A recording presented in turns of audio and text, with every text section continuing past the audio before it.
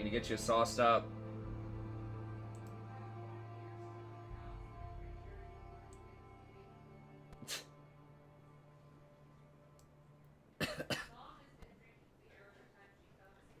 Gotta get you some of those, what was that, last vacation we went on, the White Claws? Or Trulia? What was it? The Seltzer? The glorified Zima?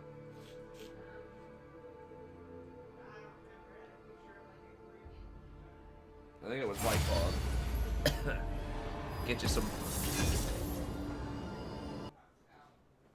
Yeah. I think that was what they had there. Gotta get you some claws. I need to start drinking some White Claws and I'm playing. It'll probably make me play better.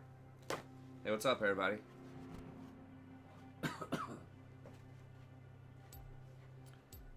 First pick. Alright, so I'm going to try to keep climbing, keep cranking here. We'll see if we can get in some non-Soraka games every now and then, but you know, I'm going 60% on her, and I'd like to try to get back to Diamond whenever I can. You just got to silence the haters every now and then, you know? It's part of the business. You got to embarrass some kids. Alright. Bald is a poor alternative. Hey, what's up, Uari? Yeah, we are relatively on time.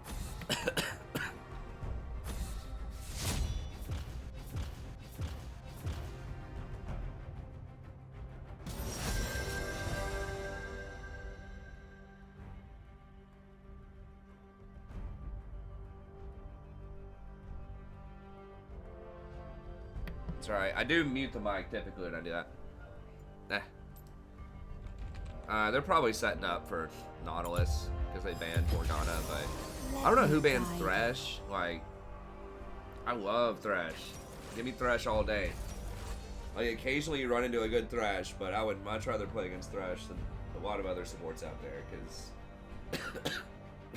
he just requires such strong execution. I'd rather see a Thresh over there any day of the week than a Nautilus, although I highly suspect it's going to be Nautilus. Or, I mean, I guess it could be Leona.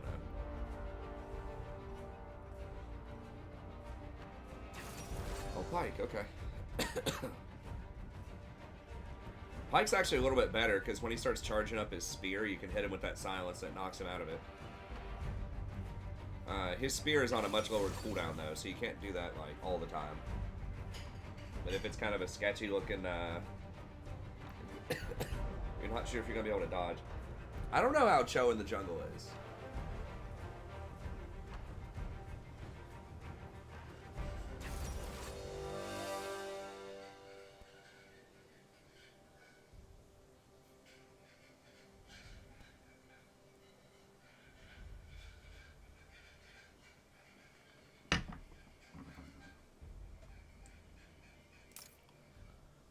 Huh.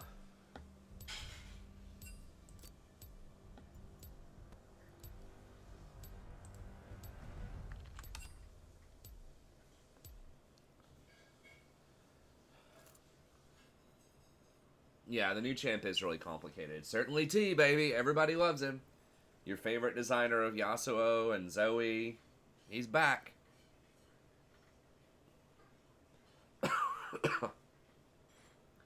I think they've got a new champ coming out after that. I think they're releasing like 2 in the preseason.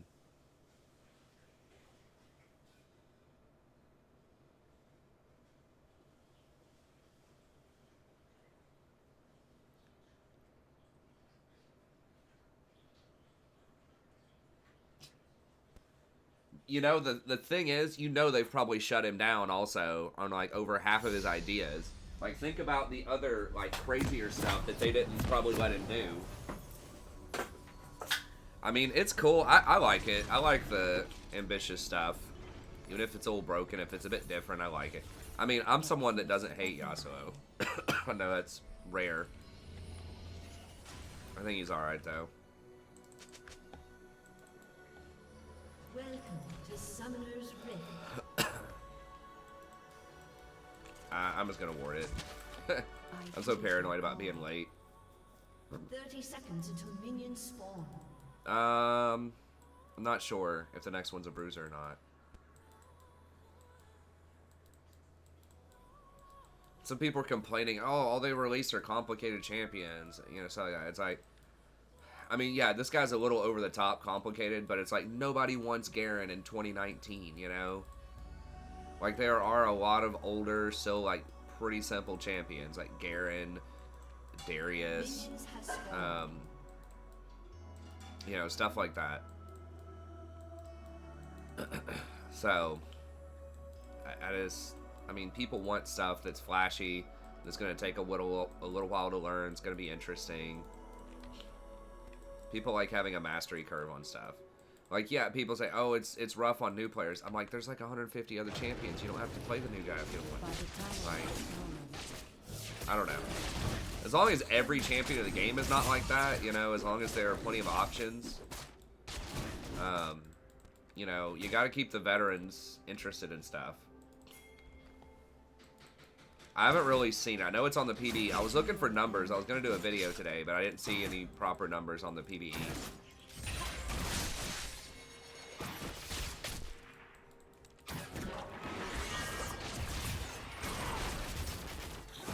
And I did eat all of those missiles, which is not good. I was trying to dodge the pipe.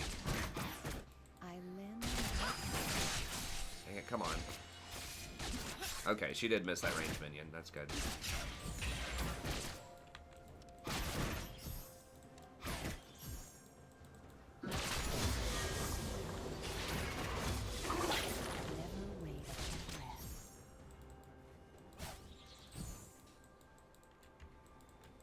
He's probably just power farming. I think we're probably alright to push.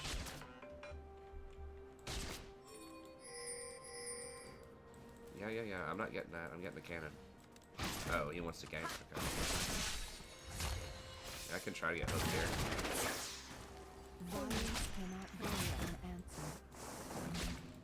Dang it, I was really... Whoa! That was a bit ambitious, man. I mean, even if he lands that, like, there's no way we get a kill off of that. Caitlyn was too far behind.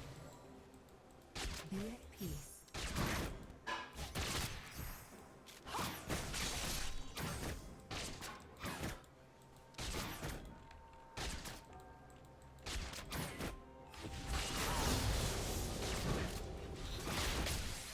This is my path.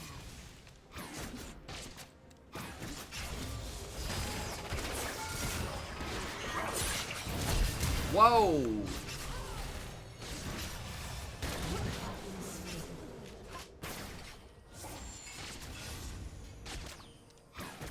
What is the range on that tower? Seriously? It started shooting like right here. Dude. Gracefully. And the Caitlyn's Q hit me from that far out? I cannot believe both the tower shot and that Caitlyn Q hit me that far.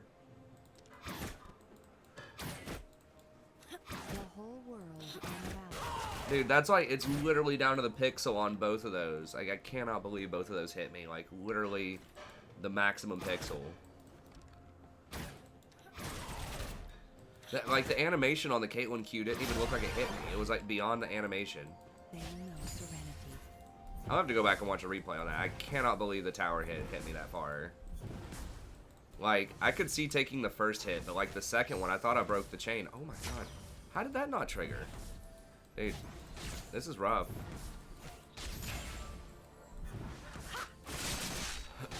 Every step.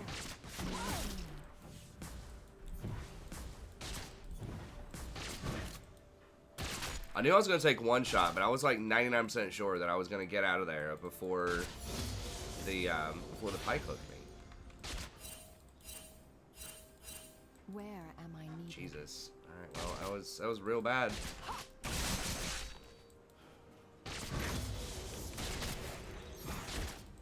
Why is it not killing these?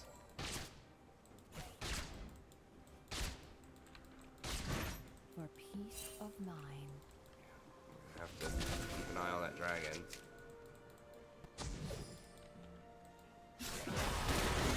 Dead.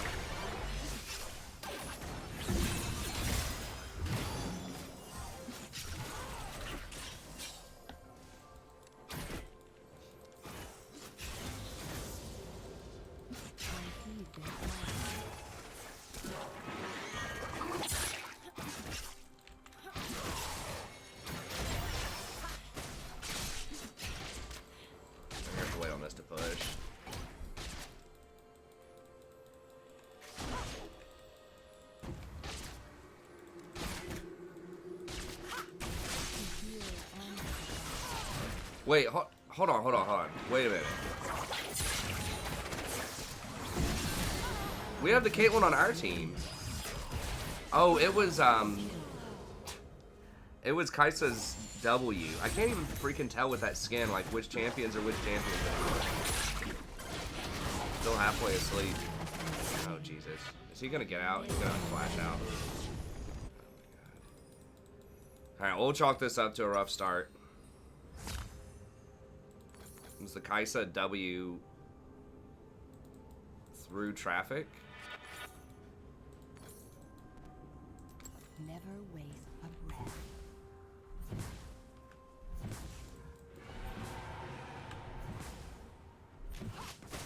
God, and she's going 3 Dorans. You should never ever do that build, like ever, unless you're really, really far ahead. Like, unless you're a challenger and you're gonna maximize your lane advantage, you really shouldn't be doing that build. Because now we're gonna be so far back, we're just never gonna be able to fight. I mean, I guess she can't buy a BF sword right now. She could get a pickaxe though instead of those 2, which would certainly help. So you have Mobies, yeah. Gracefully. Yes, this is gonna be a tough one.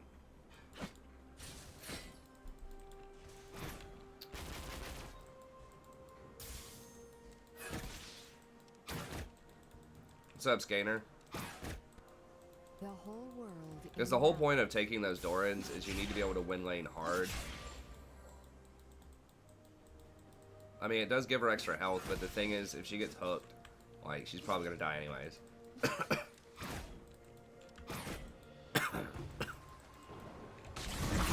Every step.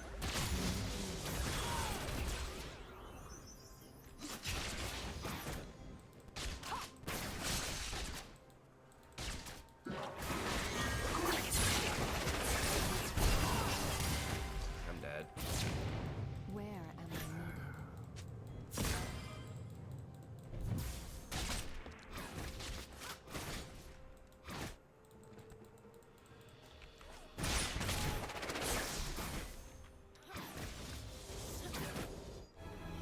Pretty sure she was just gonna let me die. I don't think there's any way she was gonna let me go to 2 HP.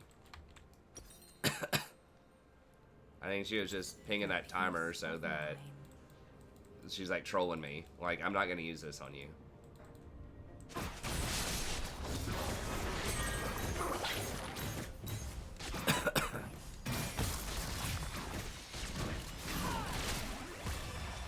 I heed their call. Yeah, we're kinda gonna lose every lane.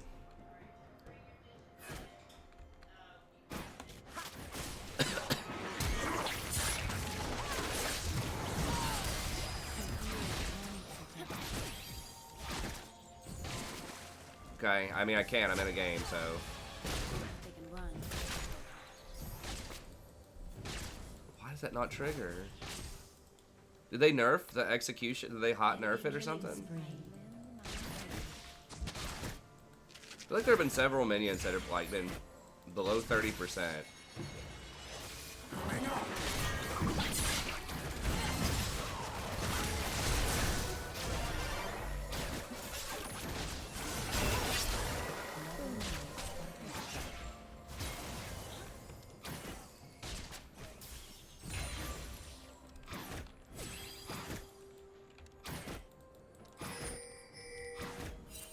This is certainly T's last champion. I'm pretty sure he's working on something else for Riot. One of the other games now.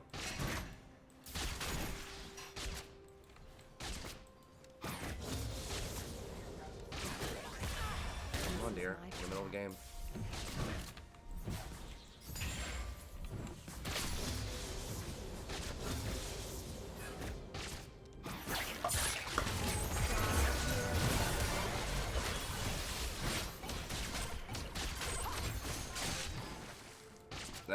I mean, I could do it after this game.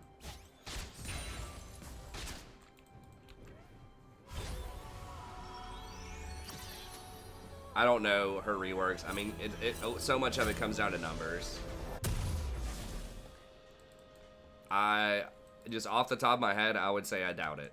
unless they dramatically change everything about her. I don't think she's gonna be a melee AP support is rare. Like melee supports are typically, I think, not that great to begin with. A lot of the time in solo queue. Gracefully. I guess we'll go with that.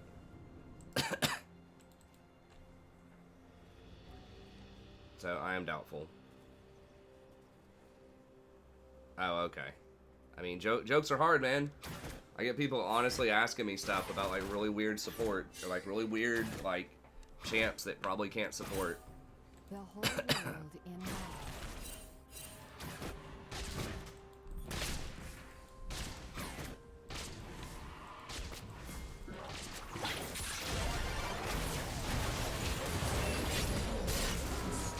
Yeah, I would just pack this one up. Every step, a new journey.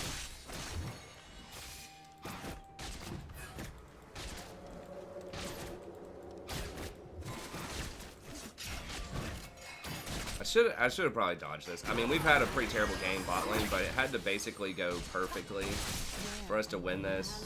I think I was kind of hoping that Yorick would be able to beat Akali in lane a lot harder.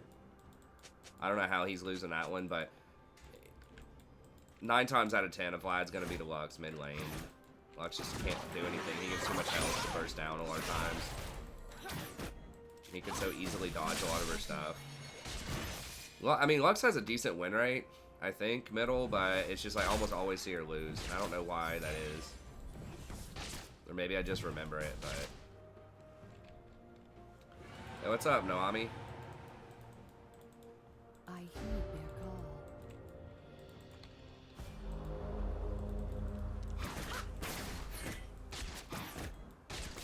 And Caitlyn's like okay in this meta. I think she's alright, but like she's actually pretty hard to play correctly. Like I don't think I've seen this Caitlyn put a trap down. It all comes down to trap usage. What must be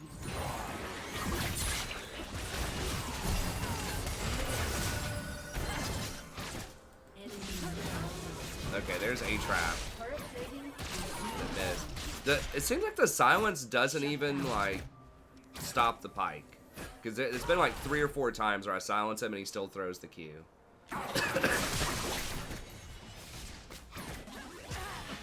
This pike is playing pretty well though, for the most part. Dominating. An ally has been slain. That's fine. We were running really hot yesterday. It'd be nice if we didn't like demote today. But we get like 1.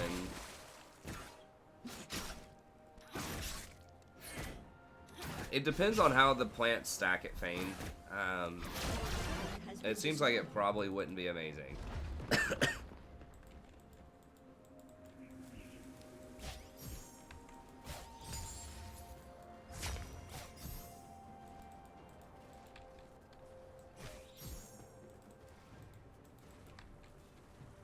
such hatred?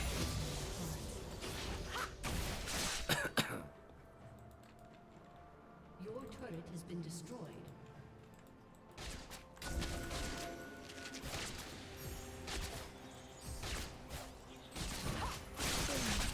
Headshot. They will go no further. What's up, Leon?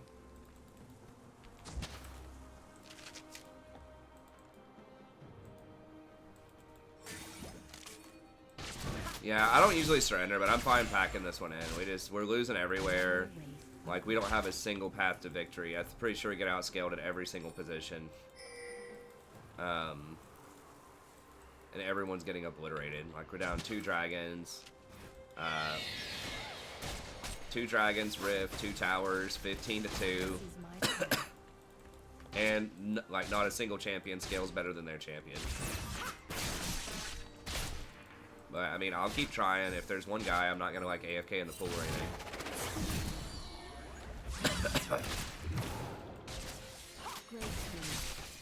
Yeah, it's just a bait for Vlad. I was like, why would he not go for a fight? Like, the only possible reason would be it's a bait. Your turret has been destroyed. Enemy killing spree. The whole world in balance. An enemy has been slain. No, that's not the same kind of reasoning. Like Soraka throws out like Every step exponentially more healing than Nami does. You're right, like Nami does have good CC, but it's not the same thing. Awesome, thanks Noami, I appreciate it.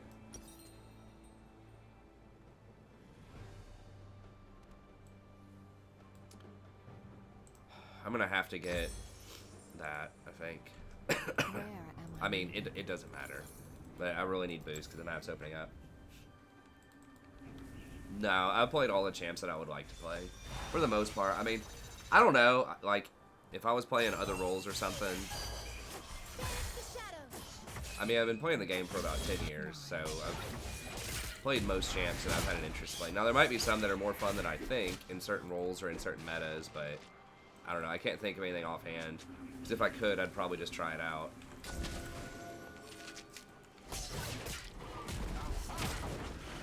I'm pretty sure I've played every champ at least once. Most champs. There might be some.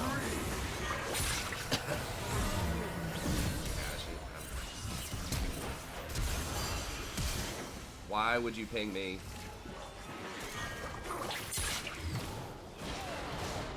Like, I wasn't even remotely on the same map. Or like, the same screen. Like, you've walked out twice in a row. With Vlad all over you.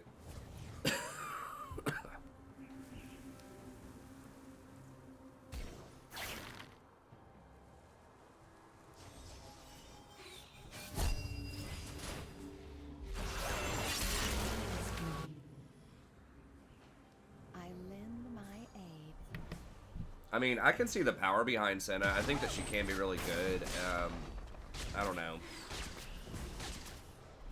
I feel like in later game, like team fights, she's just a bit more limited unless she's really fed. Never waste a breath. But I don't know. Yeah, I've tried a lot of stuff out. I mean, I really like Nunu in the jungle. I like Cassiopeia mid lane. There are champions on the lanes that I do like playing, but I think Cassio is supposed to be pretty good with Conquer right now. This is my path.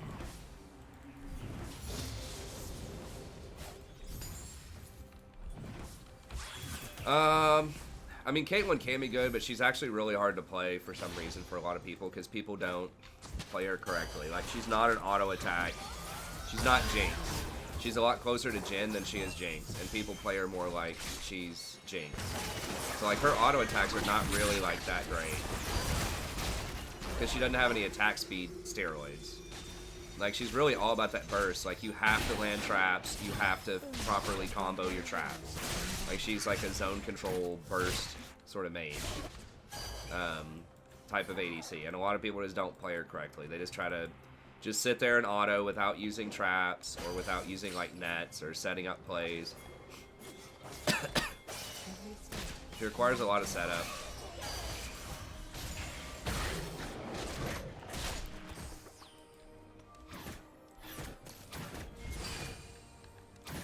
So, I mean, she's got a decent win rate, and she can be, like, very, very good, you know, if she's in the right hands. But she's a tempo champ, you know. You have to really get ahead early or you're probably going to lose. Because she's a lot worse on, like, 2 items than many other champs out there. She's pretty good in lane, and she's pretty good on 1 item, but once she gets to, like, 2 items, at least historically, because she doesn't scale very well with attack speed, because she doesn't have any attack speed steroids, and her base attack speed's pretty low for an 80 carry. It's like 56 or something. Oh,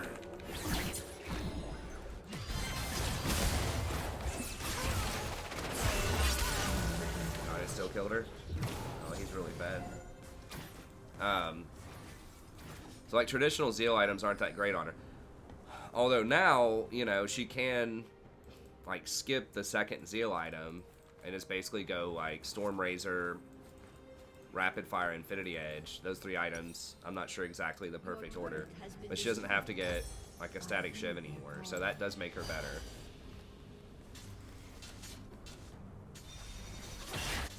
Yeah, so the Relic Shield I like a lot.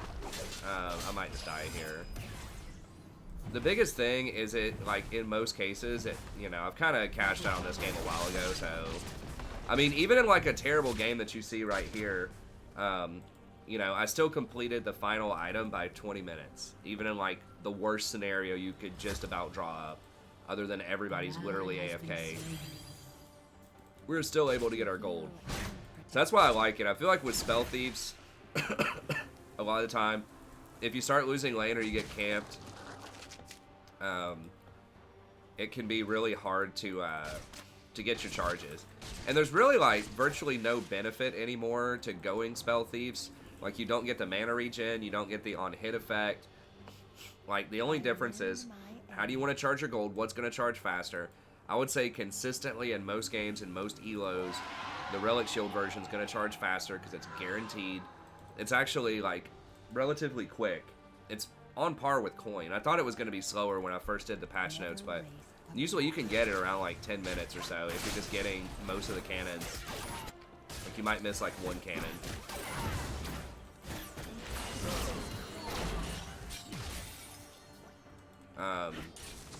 Yeah, he's just like turbo inting now.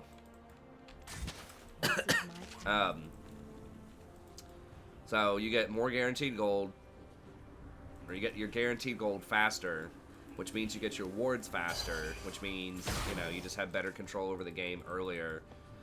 Also, HP, I would argue, on Enchanters is more important than AP early. Like, the biggest threat is all-in. If you don't die to all-ins early, you're probably going to win most trades. You know, if each of you, like, every time you fight, each team loses half their HP and you can just heal back to full, basically, off of Soraka, you know, you win that trade. So the early HP is good. Now, later on in the game, you know, you're going to lose some AP, but you get the equivalent in HP, like it's gold equivalent. It's just, you know, AP is obviously really good later on in the game.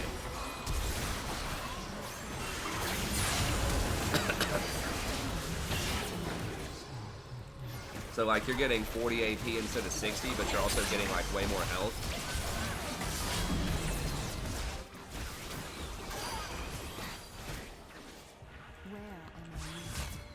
So you'd rather have the AP, but once again, you're going to finish your tier 3 late or earlier, too. Like, you'll probably finish your tier 3 in 18 to, you know, 18 to 20 minutes versus Spell Thieves. I've seen it go as late as, like, you know, like 25 minutes before you finish your Spell Thieves.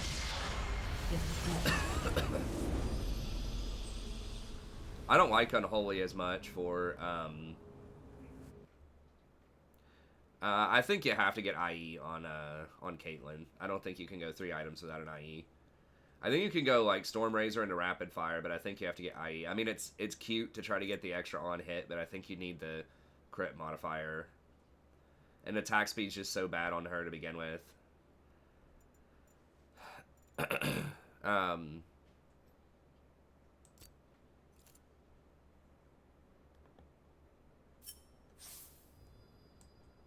This guy thinks he's great.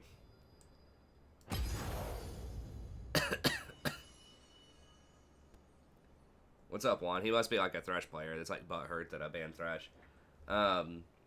Yeah, Athene's, like, my thought on Athene's is it's roughly equivalent in, like, overall healing output, just the base stats on it. Like, the 50 AP is equivalent to 20% plus healing and shielding as far as, like, your heals are concerned. The main differences there is, obviously, AP is going to help your Q damage and your E damage to a lesser extent, I guess. So you get more offense out of it, but your Mikhail's helps your redemption and it helps your Fawn of Life healing, which is pretty significant by the end of most games. AP doesn't affect redemption, doesn't affect Fawn of Life.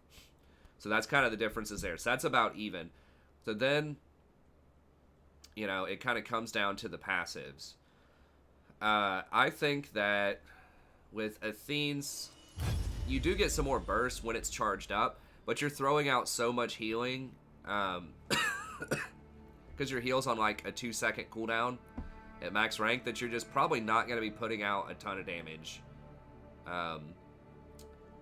you know, relative to how much healing you're putting out. You know, you might get in like 1 or 2 auto attacks, maybe a Q, so you might heal for an extra 50 or 70, which is significant. But you're giving up your cleanse effect to do that, and that cleanse effect is really, really strong if you use it correctly. I mean, it can make sure that an 80 carry doesn't have to get a Quicksilver Sash in a lot of circumstances, which saves them 1,300 gold. That's an extra BF sword. So it's like just permanently giving your 80 carry like 40 AD, you know, by having Mikhail's, potentially. I mean, that's getting a little ambitious, but like that's pretty, like if they don't have to get a QSS, that's what it is. And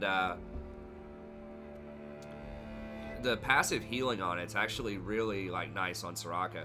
You know, it doesn't seem like a lot, but once you get like Mikhail's plus Redemption, you know, your passive healing is going to be like 300%, because all of your mana regen also turns into health regen with that. So when you get like 300% health regen, you know, you're going to be gaining like, I don't know, I see oftentimes like 7 health per second or something like that.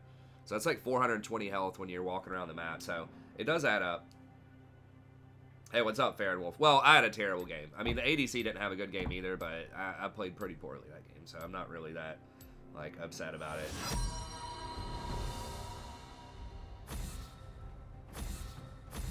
Yeah, I know. I mean, I just explained what you're saying. It does increase, it does have AP modifiers, but, you know, it's about the same. Like, I've done the math on it. It's about the same. Like, 20% plus healing and shielding with Soraka's numbers is about the same as 50 AP, which is what Athene's gives. You gotta remember, Athene's no longer, gives the extra plus 10 AP off of Frostfang, because Frostfang doesn't have mana regen on it anymore, so...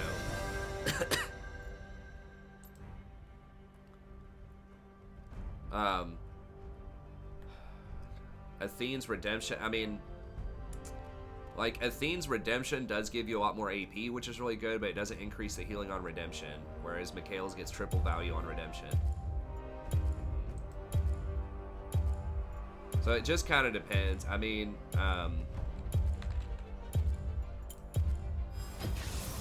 but I've been kind of moving away from that. Yeah, I mean, the cleanse is good, but like the healing, really, it's about the same. That you get, like, you get a little bit more on your first heal, probably. If you, I mean, like, Athene's is going to be better in the laning phase, if you have an extended laning phase, because, yeah, like you said, you can do that trade, you can land and do a little bit more damage. But you really don't put out that much damage as Soraka, like, later on. Like, you've got some auto attacks. Your E is the last thing to level up, so that's not going to do a lot of damage. And your Q, like, they reduce the damage on it significantly. Like, it does do some, but I'm just saying that, like, a champion like Nami is going to be a lot better with Athene's, because your heal's on, like, a 10-second cooldown, you know, to start with. So you have a lot of time to land auto attacks. Your heal also does damage with your W. Your ult does damage. Like, there's a lot more time for you to, like, charge up your heal when you have longer cooldowns on your abilities. But when you're throwing out a heal every like 2 seconds, just having that raw number, that plus 20% healing and shielding, can put out more potentially than the passive on Athene's. Fuck, seriously? Why Triss jungle? Wait, are they swapping?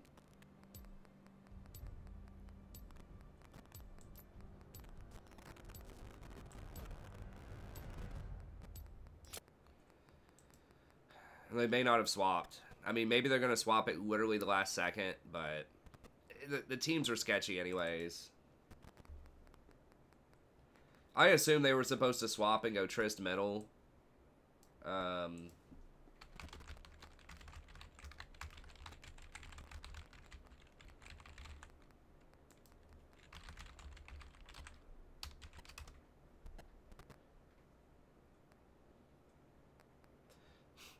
I assume the Vi was supposed to be the jungle, and they were like duoed, and they were supposed to swap, but someone like went to the bathroom or went to like rip their bong real quick or get another beer or something like that.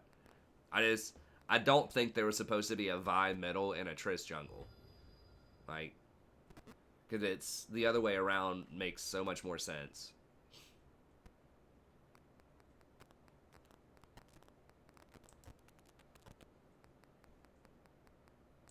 We can go over the new champ. Let me blow my nose real quick. Sorry.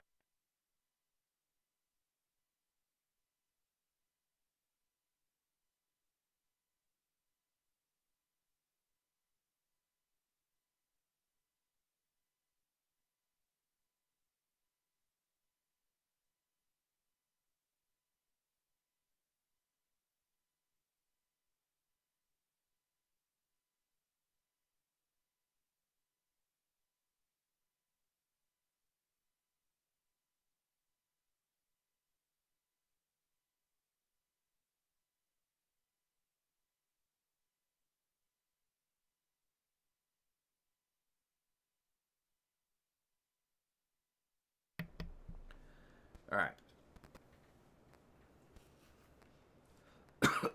Okay. Let me see if they have the real numbers up on this yet. So for people tuning in, we're just waiting on a dodge timer here. It'd be like 5 minutes. I do need to be dodging more. I should have dodged that first game, honestly. I mean, even if we did well, we were pretty underdog status, I think. Okay. Let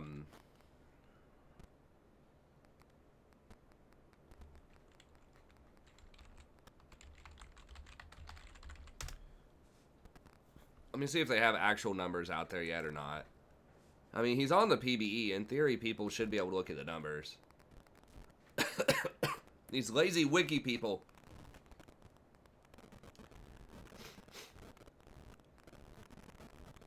Okay. So basically...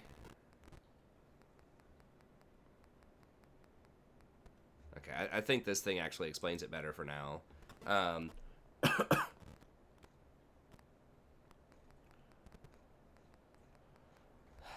He has 2 weapons, so there are 5 total weapons that he could have. And just at the start of the game, RNG-wise, it decides a random order on those weapons that you could get them. So you get 1 in your main hand, sort of 1 in your offhand. And you can cycle through the weapons with W. So you press W, you switch weapons. Now, I haven't seen him in action yet. But that's how you can switch. And then each weapon has 50 ammo. When you use 50 ammo, then you switch guns. You get the next gun in a line. So it has predetermined what your next gun will be, and you can see on the, it has a display down at the bottom, a HUD display. You can see what the next gun's going to be. So like right here, you can see your main gun, offhand gun, or no, this is your Q ability. Then your main hand gun is going to appear under your W, and then it'll show you what your next one could be, and then your offhand one, and then the next one that's up in line after you finish your ammo, so you can kind of see what that's going to be. So there's 5 different guns, and they all have different sorts of traits and abilities with them. Now, in exchange for that, he does not have an E, so there is no E ability. But his Q changes based on the gun that you have. He gets a different ability for Q, and it does not share cooldowns. So, you know, effectively, it's like you still have,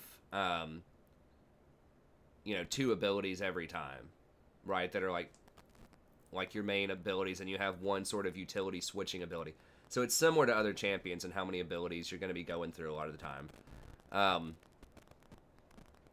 So that's kind of the gist of it, is you switch guns around, you get these kind of random generated guns. Now, once you establish the order, then the order is the same. So if you go through all 5 guns, you'll get your first gun again, but you don't get your first gun again until you've already gone through all the guns. I think the numbers are probably going to be pretty high. So whenever you level up, because your ability, like your Q automatically levels up as you level up. and your ult automatically levels up. So you get to choose the stat that you want to level up every time. Now, I don't know. A lot of it is going to depend on the stats, like people are saying in chat. So you can choose attack damage, attack speed, or bonus armor penetration. And I assume these are probably going to be gold equivalent, so I don't think you're going to get like a gold advantage by picking a certain stat. I will say that in general, gold equivalent of these stats, I think attack damage is usually the strongest thing, especially in the early game of all of these. So I highly suspect that you're going to want to probably stack attack damage and then get things that perform very well with attack damage. Getting attack speed will also deplete your ammo faster. Now, some guns might be better with attack speed, though, but it is going to depend on the scaling. But in general, most champions, the raw attack damage is going to be really strong, unless you have some very specific on-hit stuff, like if you're Gensu's or something. Maybe you'd want attack speed. So I can't think of a lot of situations where you'd want bonus armor unless you're facing like a mega tank. So Calibrum gives you extra range. That's one of your first guns. Whenever you hit somebody with Calibrum, they get marked. Then you can right-click the marked enemy, and you follow up with a basic attack from your offhand. So basically, if you... Now, this is kind of weird because... Oh, it's when an ability does damage. So when you hit them with your Q, then you press your right-click and you shoot them with your offhand gun. So you get an extra auto attack. So you can, like, auto Q and then right-click to shoot them with your offhand, then auto them again with your left hand. So you can get a lot of auto attacks in there. Now, that's anywhere on the map, too. And there's a lot of things that say that. Now, I don't know the range on Moonshot. If you could shoot people across the map with a basic ability, that'd be interesting. But I assume it's probably pretty far range. Maybe like a Kaisa type of thing.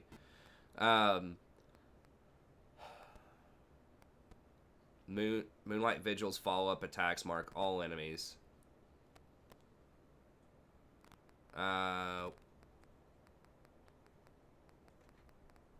Okay, I'm not sure. I guess they can all... So, like, when you press Alt, then your Moonlight ability will mark all of the enemies, and then you can right-click all of them, I guess, and do a lot more damage. Your next one is a Scythe Pistol, so it's a sustained weapon that heals him for a portion of the damage that he deals. So this would be really good for the laning phase, especially if it can work on minions. Gain movement speed and rapidly fire your main hand and offhand weapons at the nearest enemy, prioritizing enemy champion. So it's like a Lucian thing, it looks like.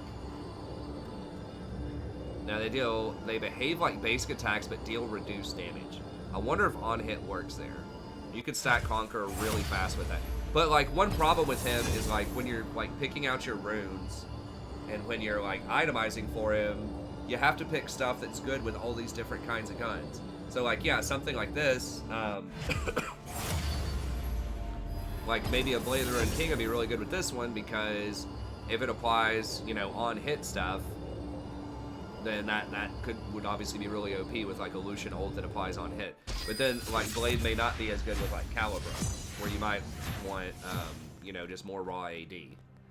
So it's going to make like itemization and runing on him really weird. You're just going to have to pick like generic safe items, probably just like a, you know, a crit build with like Storm Razor and Infinity Edge. Now this looks like you burn through the ammo really quickly though, I would assume. If that takes ammo. All of your abilities do take some form of ammo, I think, so. This champ looks like he's in the wrong game. What was that? My friend played that game, Devil May Cry, like back in the day. Looks kind of like that type of thing. 2 non-bans. Wow, we got some pros in here. Bond is a poor alternative. Or Overwatch. Gravitum, utility weapon, so it slows people when you hit them, which would be very good with, like, if you have a skill shot support or something. And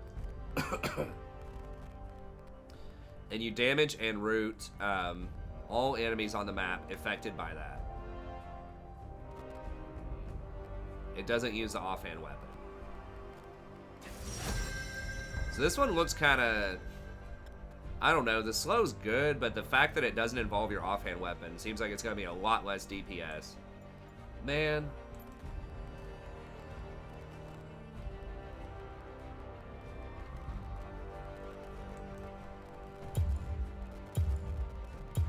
Try something like Nami. It's a bad matchup a lot of times for Soraka, but I'm gonna pick it anyways. Let me guide you. I don't know. I just haven't really been digging the Janna lately. Like, maybe I could do Janna. I have not won that matchup consistently all season. It is a little bit stronger now, but...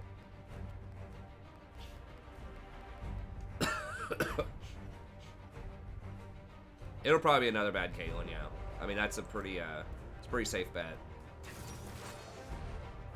In theory, Caitlyn's, like, pretty good against Leona, because you just have a trap on the ground, and you just position around that trap. So she can't ever really engage on you.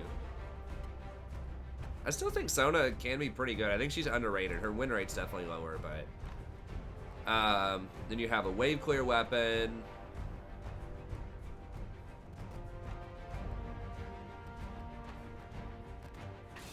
So you burn everybody with a flamethrower, and then you pull out your offhand weapon and you shoot them, like, with the offhand weapon 3 times.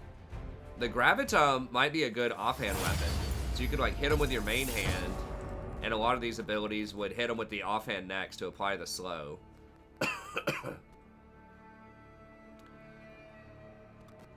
So, like, something like this might seem weak on the outset, but if you combine, like, Gravitum as an offhand weapon to Infernum, then having, like, an AoE slow to go with your flamethrower could be pretty good.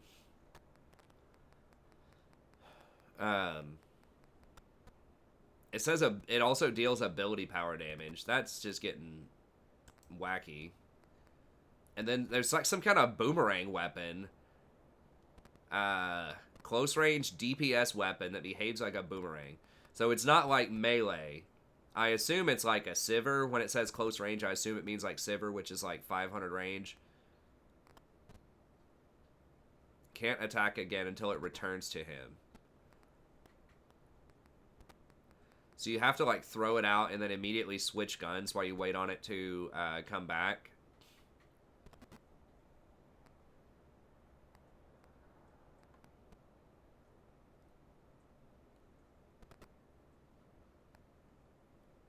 When abilities or their follow-up attacks deal damage with this, they create temporary copies of it for each enemy hit that increase the strength of this basic attack. What? Why are there so many? Why not just like 3 weapons? So when you hit somebody with a boomerang, it spawns a second boomerang? Does it go in the same direction?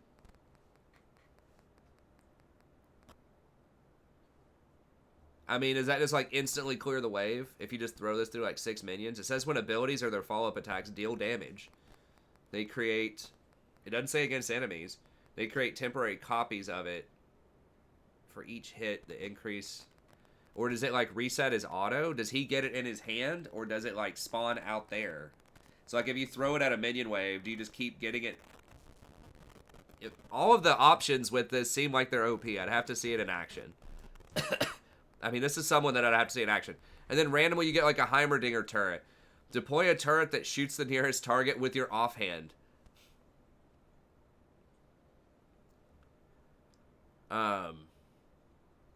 Yeah, I haven't watched videos for it, but I'm just going to have to watch some videos and see kind of how it works. Now, he doesn't have mobility, which people are pointing out, so he seems very vulnerable. His CC is extremely limited. You know, he gets the slow with Gravitum. That's the only CC that I see. Now, this gives him a flat heal, his ult, with that gun. So he's going to need some help with mobility, probably.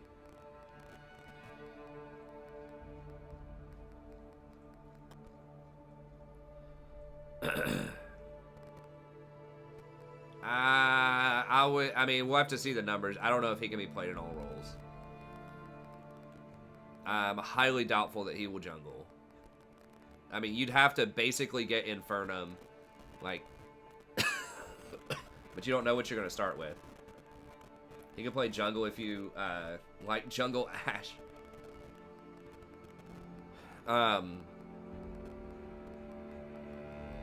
Yeah, I don't know. I mean, we're gonna have to see the numbers. He's intended to be ADC. Like, maybe he could be a mid laner or a top laner, but he doesn't have mobility.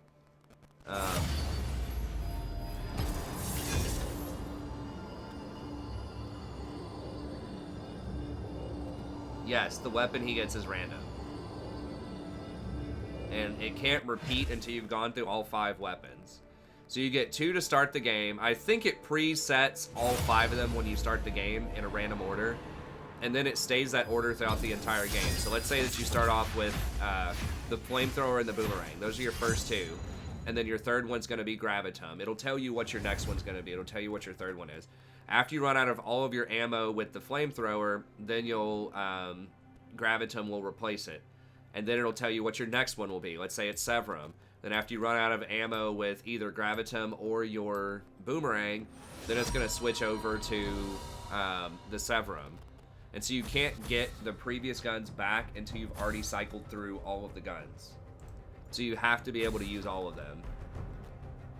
They change when you go through 50 ammo, 50 rounds. Some of them look like they go through ammo faster than others. The flamethrower, I'm assuming, uses ammo pretty quickly. The scythe-looking one, the lifesteal one, uses ammo really quickly. I think. I mean, it says it, like, one of its abilities is it, like, rapid fires a bunch of guns, or, like, ammo, like, Lucian. Or alternative. I agree, Kleenex. I think there's been a lot of stuff where they're, like, trying to play around with RNG a lot more, just to create, like, a more varied game experience. I think, like, why not just let him choose the gun?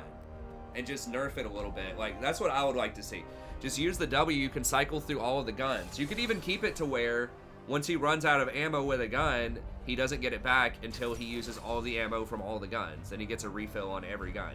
Like, something like that. But that might be... I don't know. Maybe that's OP. Like, but in order to make the randomness worth it, then there's going to have to be, like, some OP cases.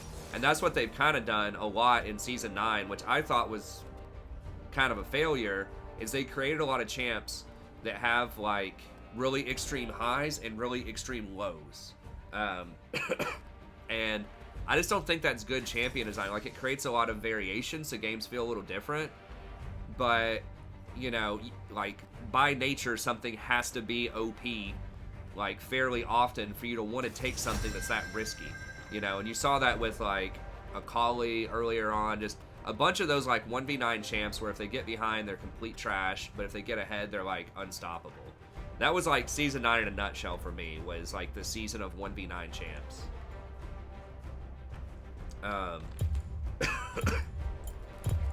And, you know, they'll say, well, it's balanced around. Like, Akali's 1v9 is balanced around. Or, like, it is balanced because... she has all these bad cases. All you have to do is shut her down early. It's kind of like Master Yi is the classic version of that. It's like, well, he's fair because he's going to fail a lot.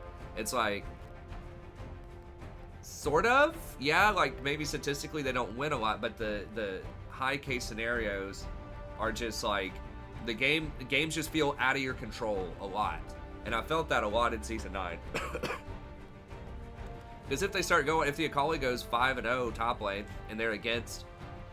you know, Irelia or something from earlier on in the season, like, your Irelia is 0-5 and your Akali's 5-0, like, or their Akali's 5-0, it just feels like there wasn't a lot you could do as bot lane. I'm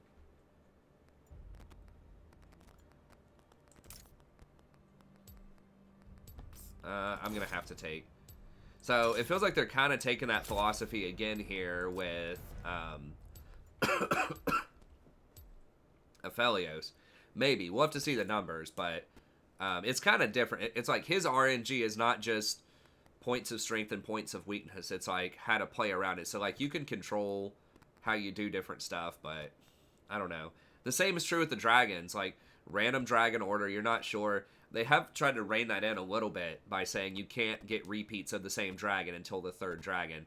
and the early dragons are not as impactful as the later dragons. So I think they're coming to balance it a little bit more, but what do you mean it's not random? The weapons. Yeah.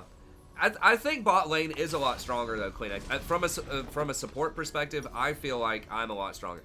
Now, part of that also is enchanters are much more in my wheelhouse than engaged supports. But I think that the junglers have been significantly weakened in the early game, and I think that gives you a lot more breathing room to play like heavy push poke champions. I think the new Stormrazor is good on a lot of push ADCs. I think we're in a push meta, and people are starting to figure it out, but people were still picking like Kaisa and stuff early. But I think it's really like this meta. I think Jhin, after playing this week, I think Jin's probably the strongest ADC. I had him number 3. I think like Jhin, Caitlyn, Jinx. I think Sivir's really underrated. Minions have spawned. Yeah, but like, I think it is evolving. I think it's changing because I think, like I said, the jungler is going to be off you a little bit earlier on. Enchanters, I think, are better for ADCs typically because they're going to get stuff like they're going to have healing and shielding for you to help you out with the burst. Because, like, Leona's not going to help you if Zed's running in on you, right? Like, Zed runs at you and he just all-ins and you might die. But if you have, like, a Janna or a Soraka or something with these heals and shields and stuff, that can help you against assassins. And the new Stormrazor stuff, I think, is really good for a lot of ADCs. I think that tanks are coming back. People haven't quite caught on to that yet. But, like, if you look at just the win rates, like, a lot of the... I think it's like 6 of the top 7.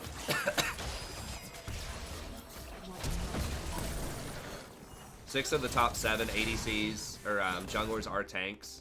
Tanks are also good for ADCs because then you have a purpose, right? You're not just like a worse mid laner. You actually, they need you. Jesus, dude. I was just talking about how you're not supposed to do this anymore, Hackerum. Don't make me a fool. Don't embarrass me in front of my friends.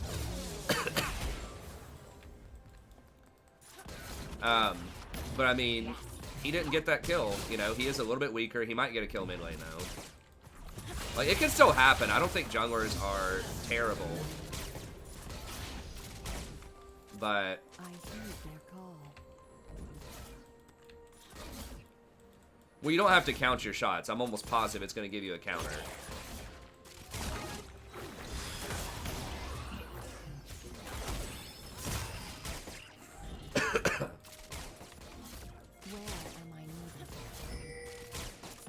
I don't know. I feel you. I think that ADCs could maybe use a little bit more help, but it's definitely better than Season 9. I can say that with confidence. I have felt the ADCs personally be more impactful. Now, yes, you know, mid lane, top lane, jungle, all of these might potentially be a little bit stronger, but I have seen ADCs mattering. Even Ezreal. I've seen the Ezreal with the new Conqueror. I haven't looked at the stats, but to me, he seems a lot more impactful than he is to. I really need to hit these.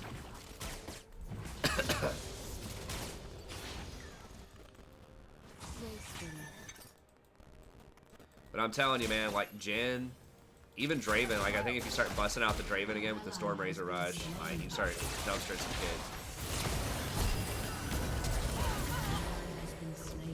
kids. Caitlyn's eating like every E. Or every, yeah, every E. No, I'm like almost 100% positive that it's not an assigned order every single game. I'll have to go back and look at it again. Like the whole thing is it's supposed to be random. Like the guns that you get. I think it says that at the very beginning. I could be wrong about that, but...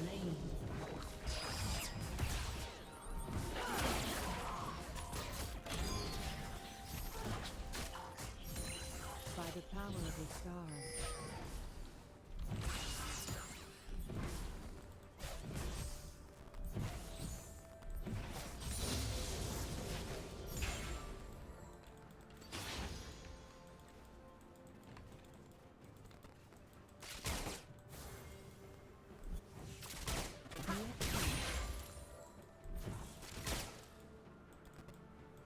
If it's the same order every game, that would help a lot with kind of the RNG.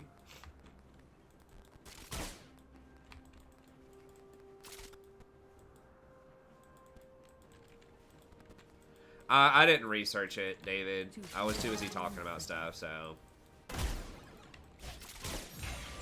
Shut down.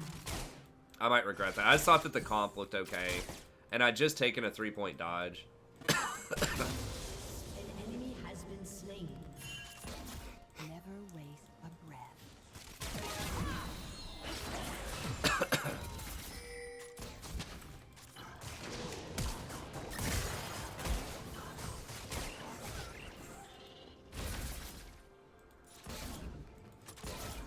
For peace of mind.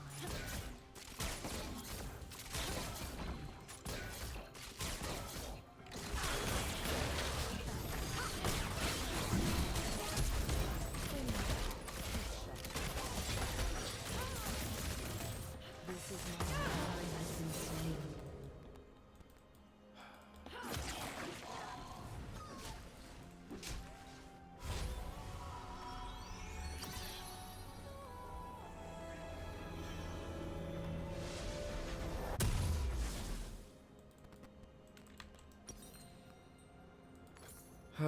Yeah.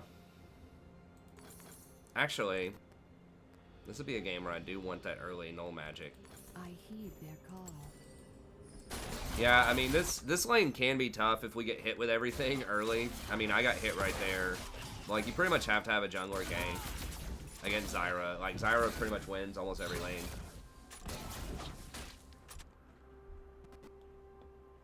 I don't know. Yeah, I mean, she could have used traps. Like, if you're auto-filled ADC, just play Jinx. Or, like, if you cannot die, just play Ezreal. I don't know. People think that Caitlyn's easy, but she's actually really not, because she requires you to have really good tempo. And if you're, like, auto-filled, you're not gonna probably understand enough to make, like, good plays. Or to, like, use your tempo properly.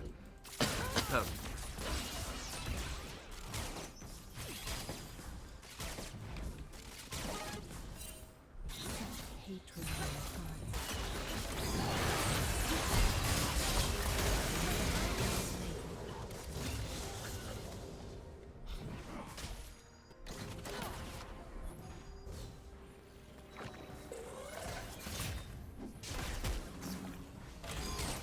That's unfortunate.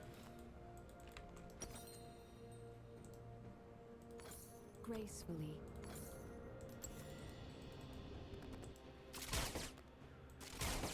Where does Pantheon appear? I thought he appeared at the end of it. Does he appear like in the middle of it or something? Because I don't think I silenced him. So like when he puts it all the way to this wall, does he appear like right here instead of like right here? I'll have to go back and watch some Pantheon footage. I was wondering that the other day. So I think I put it in the wrong place like fairly often.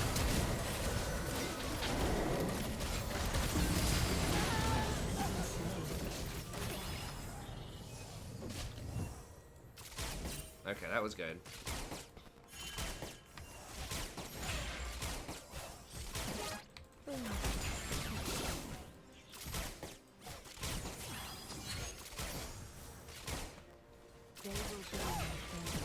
Another real thing about Relic Shield, someone was asking about Relic earlier, is that it helps your AD carry, like, almost never miss cannons, which is a real thing. Like, AD carries miss cannons all the time in Platinum.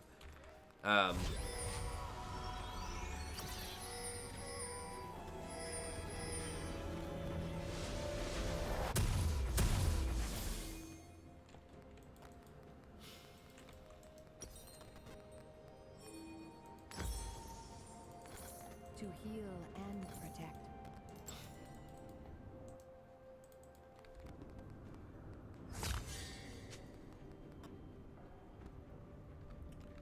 Chalice is going to help a lot with the bonus health regen. You get quite a lot of value for Chalice early on. I think it's cost efficient by itself, or it's pretty close. And then getting the 100% health regen is nice. 100% health regen is like 300 gold worth of value. I mean, we do have Mundo and Volibear. I mean, they have Rise. I'm not sure how Mundo lines up against Rise later. Mundo's supposed to be very good against mages, but Rise is kind of extreme.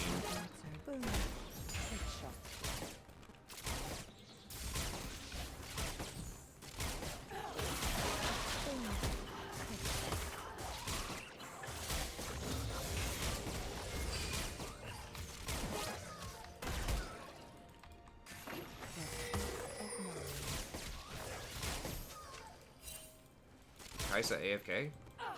Please? Shut down.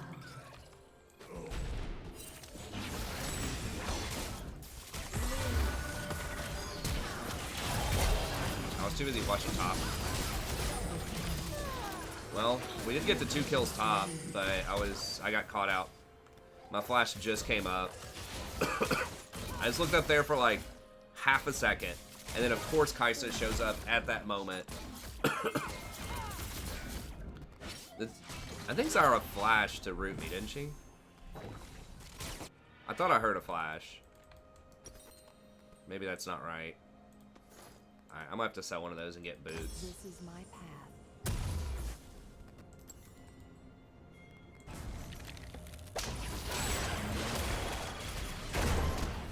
Oh, that was a goof. Yeah, she would have flashed there. I think she flash rooted me out of a bush, which that's kind of hard to play around. I mean, I could have just like never been close to the bush and just backed up, but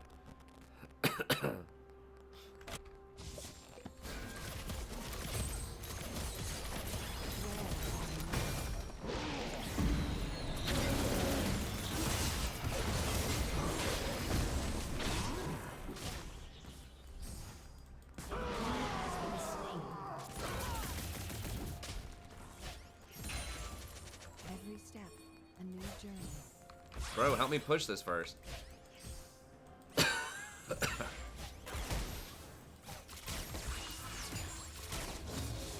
Okay, come on. You gotta get priority in the lane, man. Okay, we're starting to come back. Dude, tanks are good, I'm telling y'all. Especially in the mid game.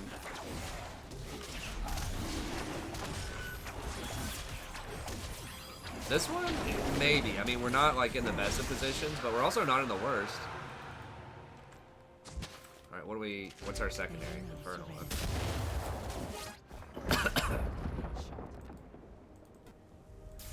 Yeah, I'm sick, dude. I've been sick for like a month or something, man. I don't know. Like 3 weeks.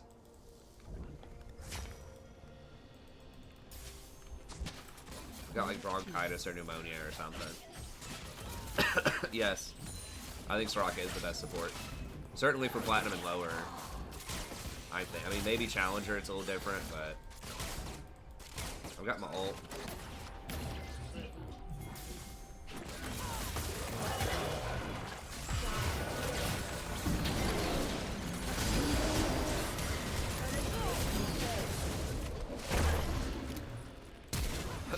Oh god. Well, we got him. I thought she died. Guess not.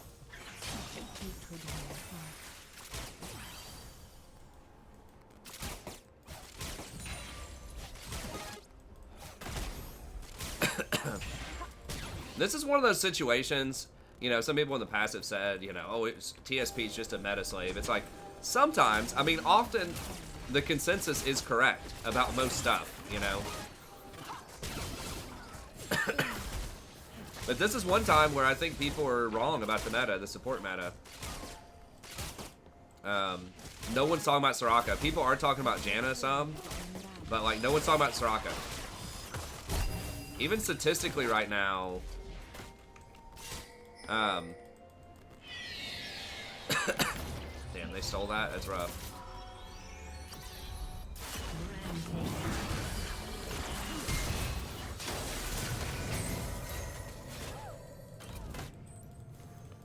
Soraka's the number 2 statistically.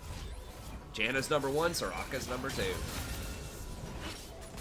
Leona and Nautilus are both down about 2% from where they were, and Soraka and Janna are up like 1.5 to 2%, which is exactly what I predicted. So I'm not right about everything, but I think at least so far I've been pretty right about that. Well, Dedicated Duck really likes this skin. He donated this. I've been playing this recently. They're both fine.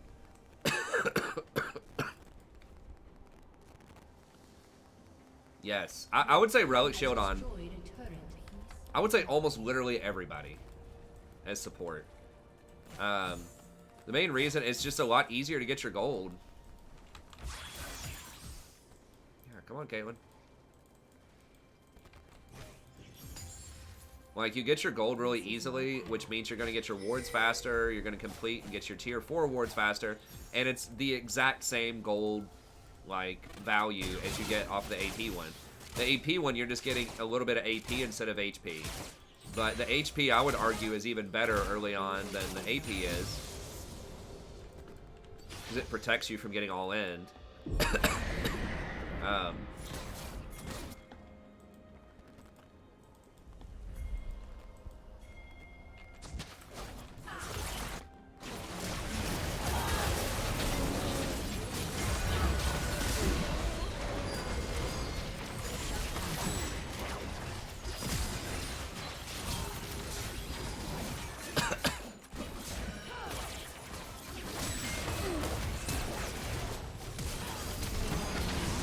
Oh god.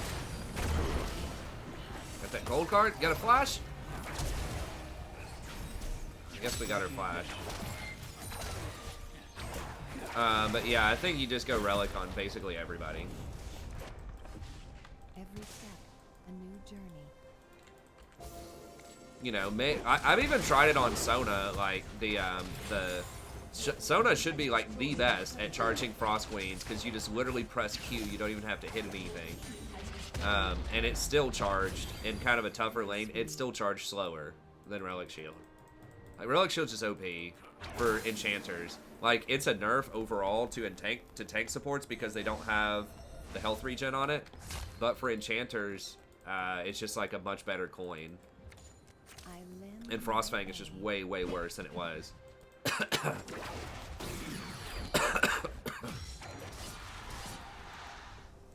Oh, he ulted out.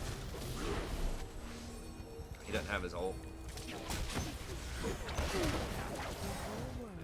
Okay, come on. He's top.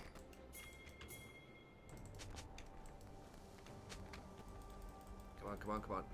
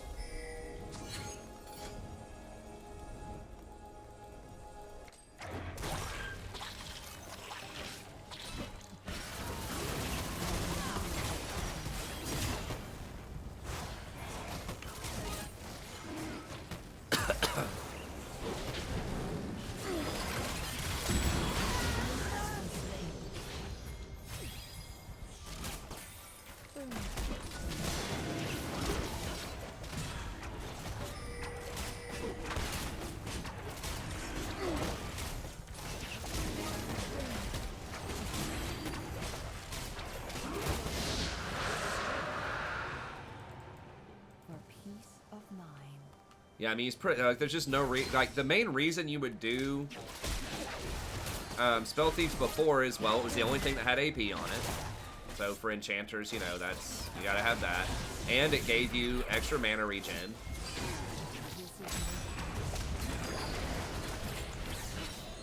And it gave you extra mana regen. And it gave you extra on-hit damage. You gotta watch out for Rise, man.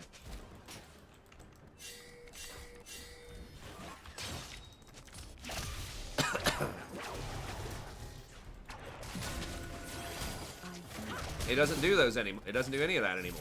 It doesn't give you the extra. See, I completed it in 19 minutes. We got completely blasted in the landing phase. I still got it at 19 minutes. Doesn't give you the on hit. Doesn't give you the mana regen. And it's not the only AP game in town anymore. You get stat equivalent. Where AP off a Relic Shield. Relic Shield also used to be really bad a lot of times because it didn't have CDR on it. Well, now none of them have CDR on it, so... That's exactly right, Space Bazooka. I mean, that's part of the reason why I go for the Guardian on Soraka. I mean, that's not the entire thing. But yeah, you don't need the Mana Flow Band. If you're going to be getting... Because you get Fairy Charms in every item. So yeah, you kind of have near infinite mana. And Soraka's abilities are really cheap. So that's another reason that makes Soraka really good, is she doesn't really miss the 50% mana regen off of Frostfang because she already has really good mana costs. So other enchanters like Sona and Nami, who are more mana hungry early, get hurt by that change a lot more. Who does get to top? There's not really a hurry here.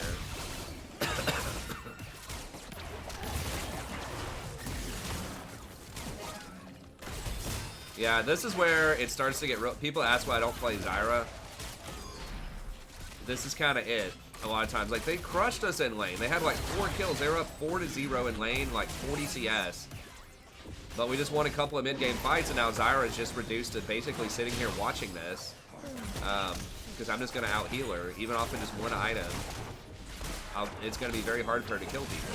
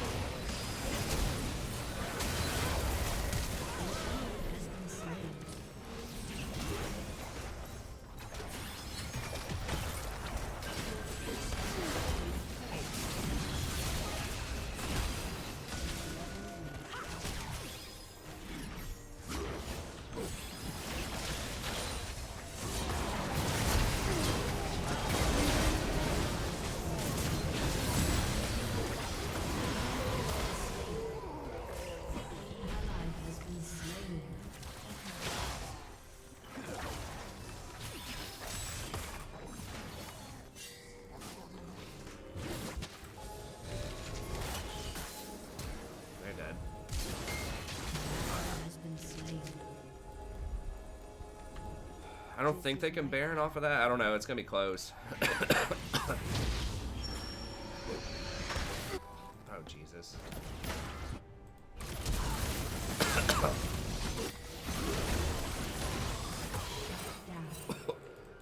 Why are we hard ending?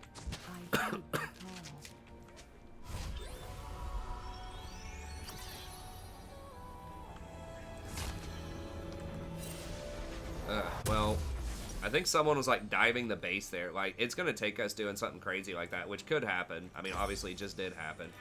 I think they're just going to get Baron. Well, maybe not. Okay.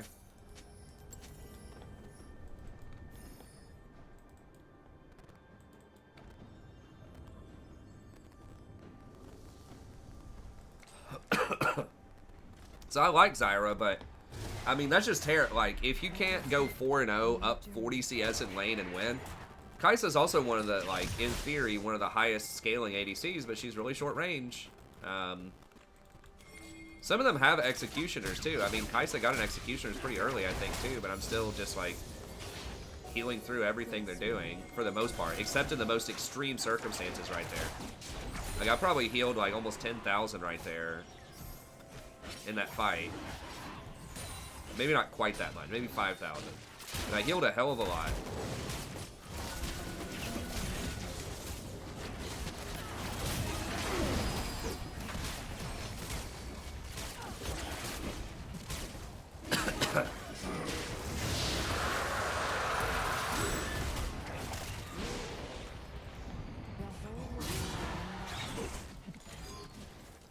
Pantheon's a similar type of thing. It's like he can do really well early, but gets to mid game. I don't even have 2 items yet, and Soraka gets to like 2 items. It's very difficult to do anything about her.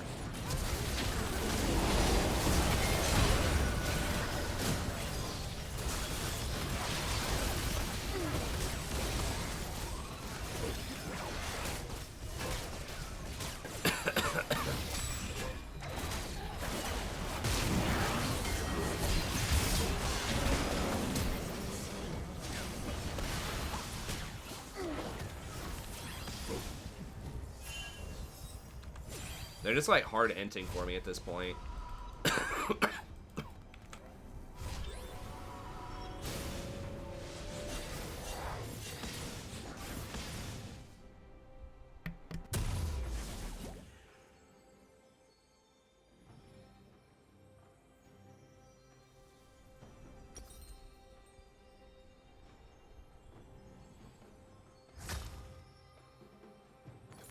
For peace of mind.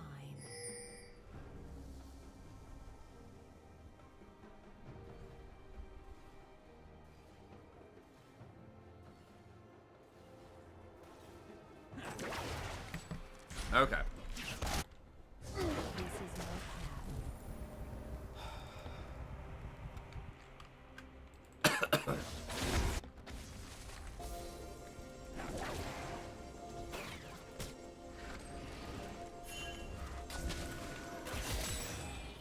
I heed my call. Need to play for that last dragon soul.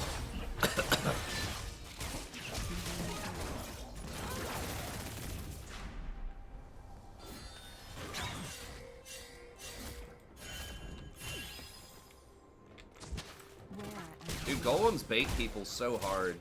I see so many games where people just like get golems in the mid game or late game, like, and give up positioning. Like, they could very easily just roll up and just lock us out of vision on Baron right now and force us to face check and like win the game off of that because Volibear's bottom without teleport doing golems.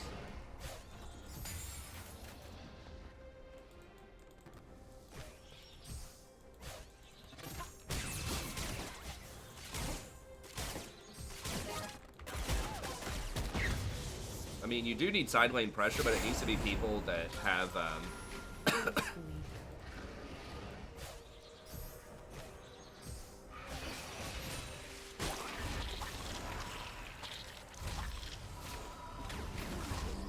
yeah, see, they're gonna have to keep, like, face check and stuff.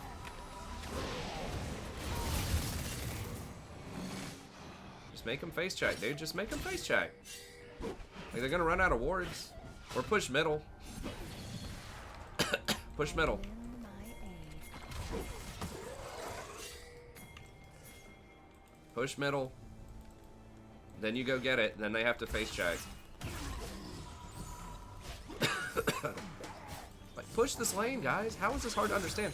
Like, you push the lane, you lock out vision, Not go unanswered. and then you force them to face check and you make a play. Like, it's not, this is not rocket science.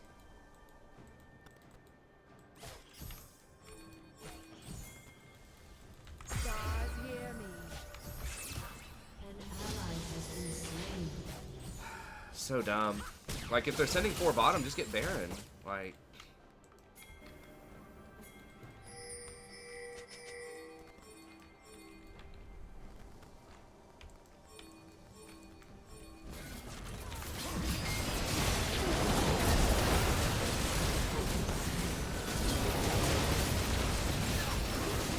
I thought I swept that. Obviously I didn't because they targeted me. I think they're just gonna win though.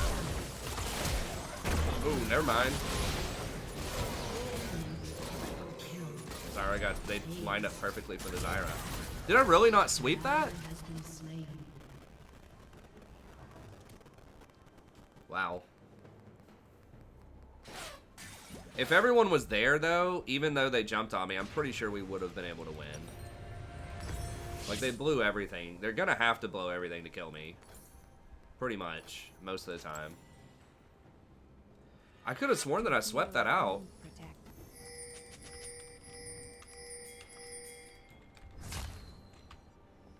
Your team has destroyed a turret. Golem looks kind of weird, just out there in the middle of nowhere. Never breath. Get this, get this, get this.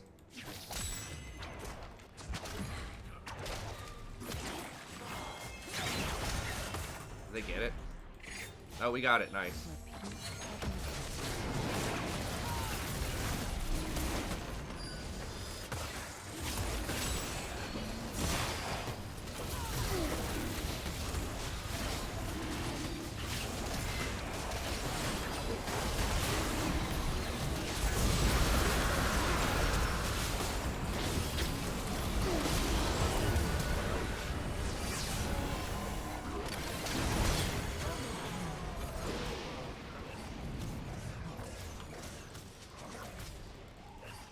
Or right here. I hear their call.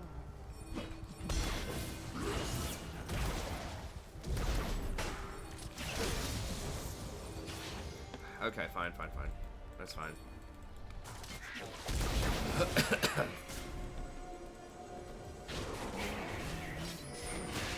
Dude, back up, Caitlyn. Dude, you seriously gonna endanger this Baron over a red buff?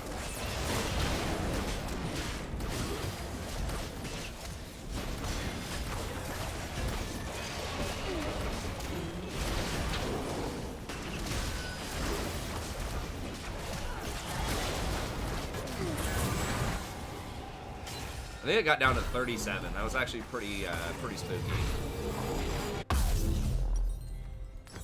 Every step, a new journey.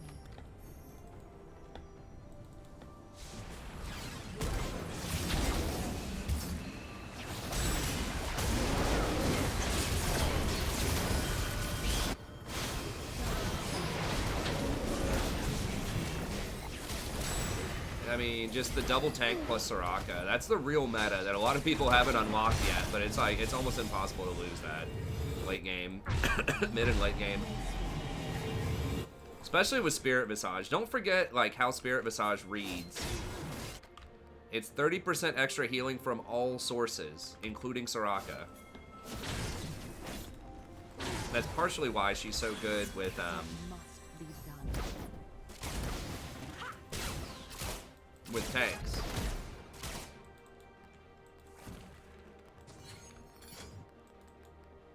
Yeah. Yeah, getting the red, I don't know. It was kind of risky.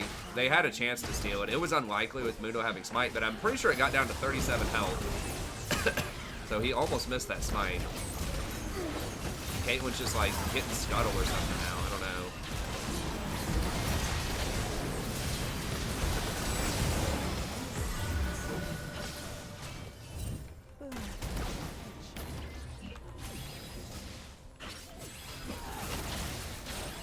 I gotta wait till the healing debuff wears off.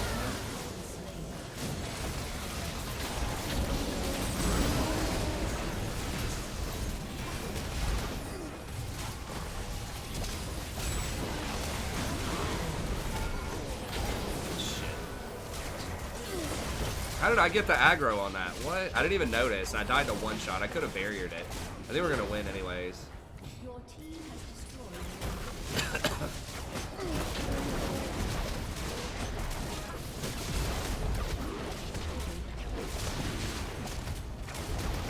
That Soraka probably has an enemy team like wanting to throw their keyboard through the window.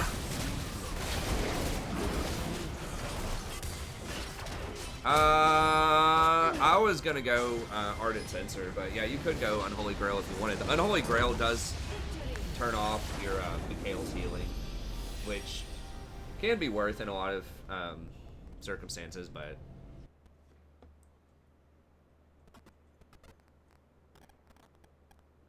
I'd be surprised if nobody says anything like something like "F you, Soraka," like in the post-game chat from the enemy team.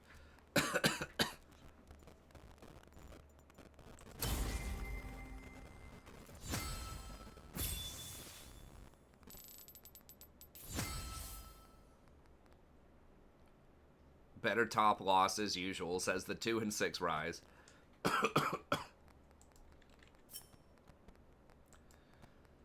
The 2 and 6 Rise says he's better than the Mundo that ended 10 and 2.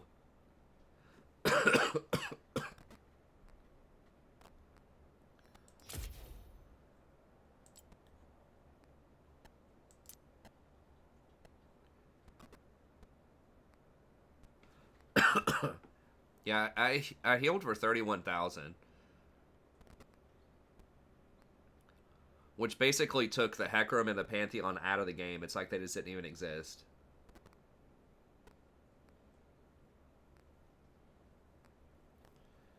I think Storm Razor on Kate could be okay. I mean, the Kate one really didn't matter that much, honestly. She did a good job of not tilting and recovering.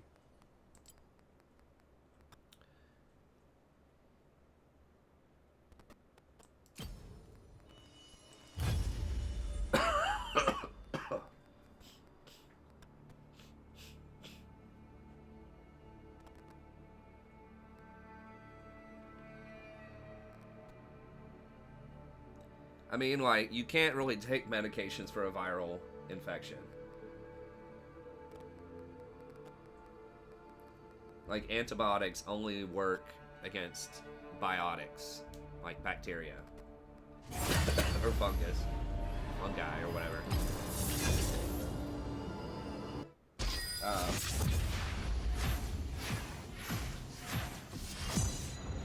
But yeah, you just, like, viruses, you just have to wait them out. You can get a vaccine for some things, but there are a lot of viruses out there. You can't get, like, vaccines for common cold or things like that.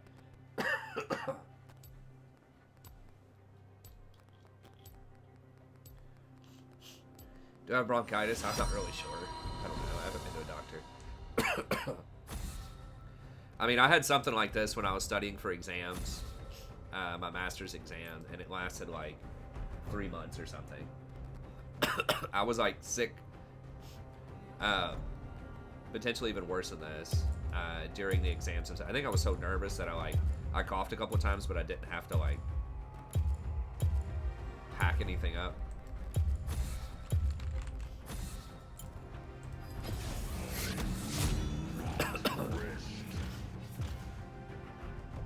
Hey, thanks, Black.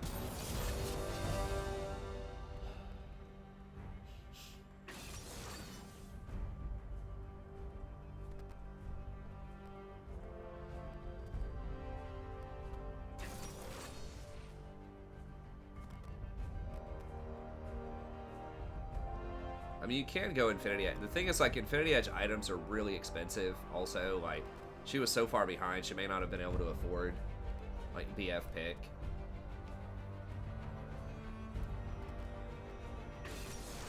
Yeah, I like Twitch a lot better than Kog'Maw if he has to go for, like, a really risky hyper carry.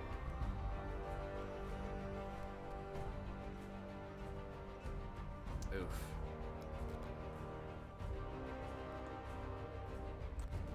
I gotta play Jace. Jace is really bad. Jace is like almost on Nidalee tier for me, which is not a tier you want to be on.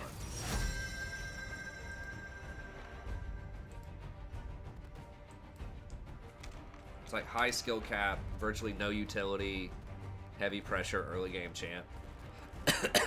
This guy does have a nice win rate with Jace though. Oh, Fizz.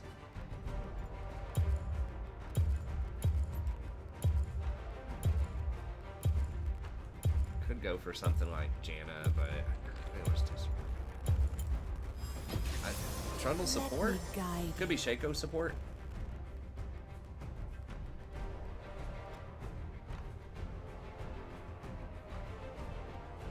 I think you might be behind on the stream, Curdy.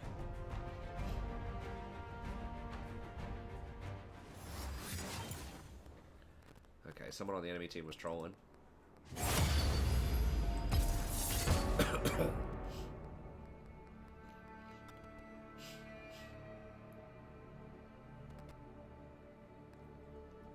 Yeah, Cog. I mean, Cog has a good win rate right now, I think, overall. And I don't like him. He just takes so long to come online, and he's so vulnerable. Like, Twitch can at least turn invisible and, like, maybe run away, and Twitch does, like, a lot more AoE damage in fights. I mean, Kog'Maw can get Hurricane, but so can Twitch. I don't know.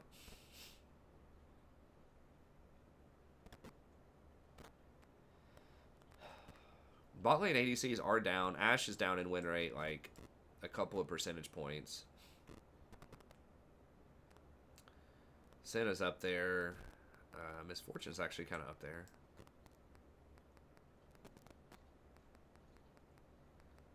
They have one challenger ranked ADC is Caitlyn. I don't know about that, bro. Have you seen Caitlyn? Is she the most picked champ right now? Second most.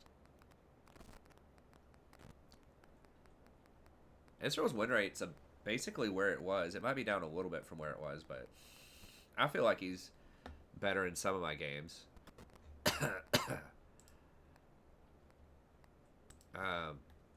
Yeah, right there. Look at that. Who could have predicted that?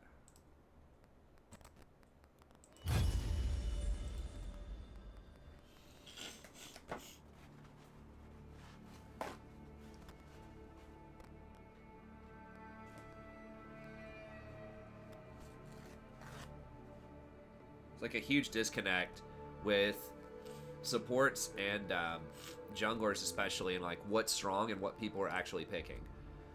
So like people are actually picking Thresh, Senna, Nautilus, Pike, Leona, Blitz because they have this narrative that you have to play like the hard engaged champs to win. But the highest win rate champs are actually, at least the top 2 are Enchanters.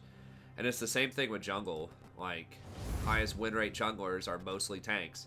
Warwick, Mundo, Nunu, Volibear, you know, Olaf, Vi, Zac. But people are actually picking Lee Sin, Echo, Kha'Zix, Yi, Elise, Kayn.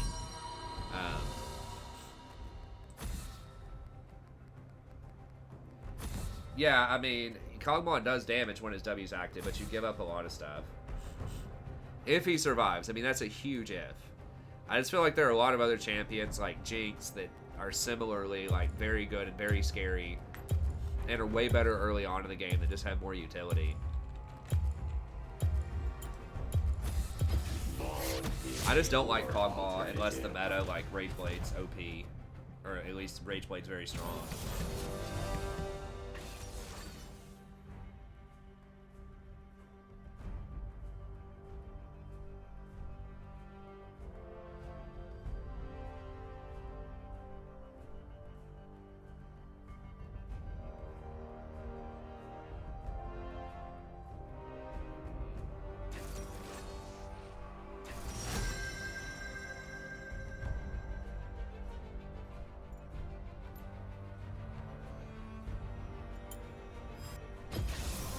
Let me guide you. Yeah, I mean, Caitlyn's like kind of like Ezreal 2.0.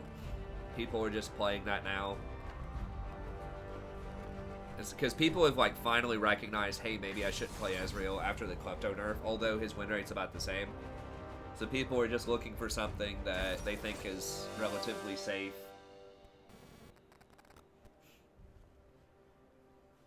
Yeah, I think ADCs are stronger. Statistically,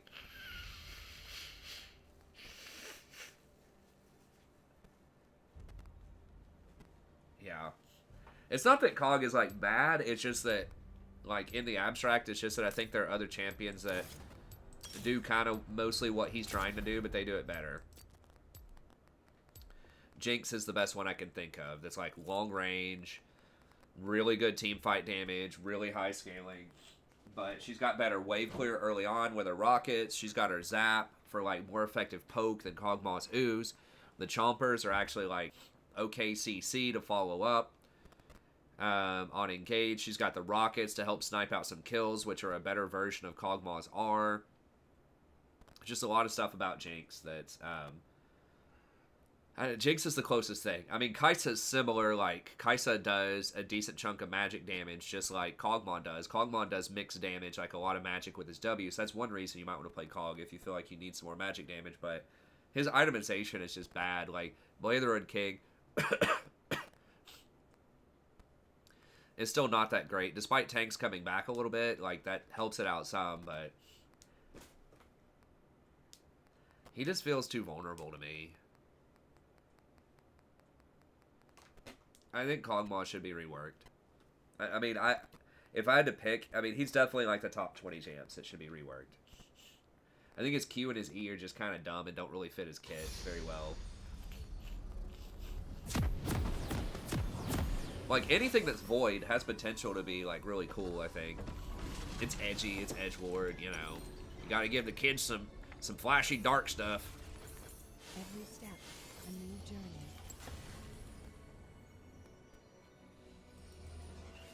I think that weird attack speed thing wasn't very healthy. I don't like that change on him. I think they just need to modernize his E and his Q. Just make it, like, actually decent. I heed their call. 30 seconds until minions spawn.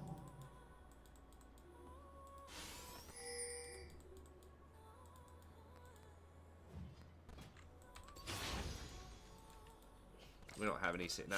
Let's not do this. Let's not do this. The whole world in balance. Don't. No, get out. I'm not going to be a part of that. Minions have spawned. They have way more. Like, what is our CC? What's the plan here? Flash Fling from Singed? Singed doesn't even have Flash. I mean, they have Yellow Card. They have potentially sent us W. They have Thresh. Like, we don't want to do this. Maybe if we're 5 stacked in a bush, like if I got in that bush fast enough and Cho'Gath face checked it, maybe, but.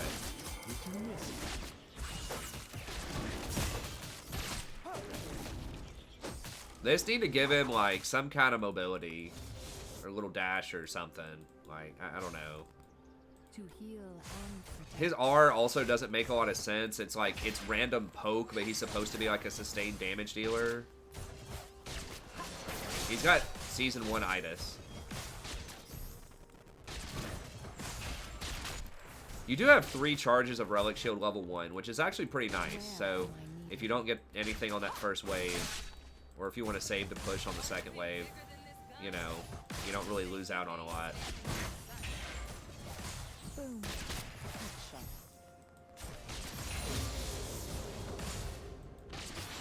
Gracefully.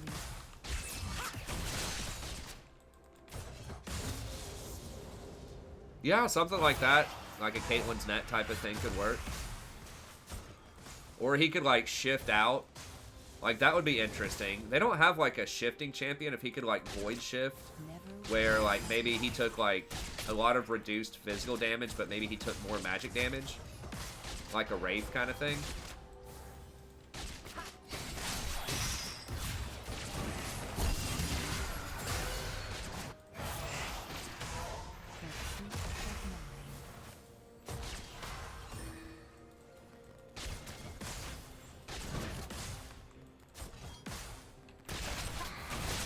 Bro? Come on. I lend my aid.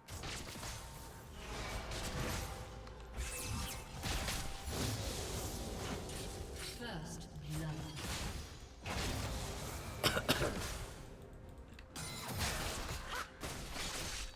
Yeah, that's actually a really good point. If his E grounded, that would actually help out a lot. Then he wouldn't have the mobility, but he could shut down other people's mobility. That's actually a really, really good idea. Because there needs to be more anti-movement champs in the game, because people talk about mobility creep this, and like it's OP and all that stuff. And that's partially true, but a lot of that's because there are not enough champions that counterplay mobility. Like you got like Poppy, you know, there's a few out there. But yeah, if it grounded, that would actually help a lot. The whole world in balance.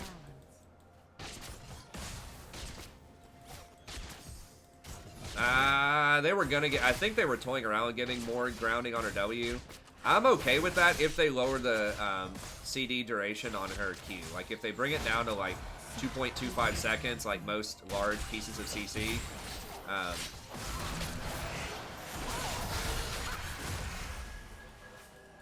He tried to do the no-look hook on me. You trying to no-look hook, boy?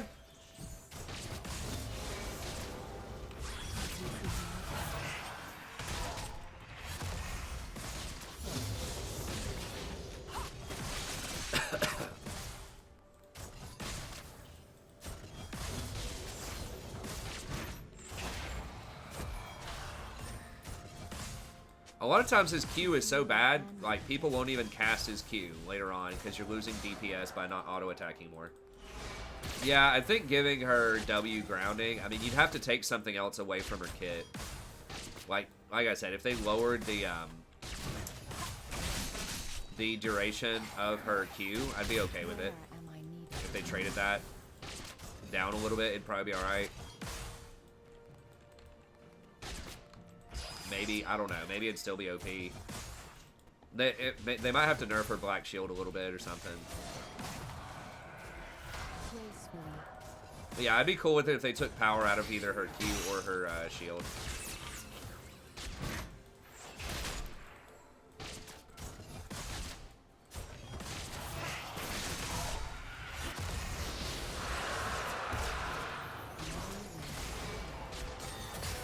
No! Damn it, I'm missing so many things here. So many cannons.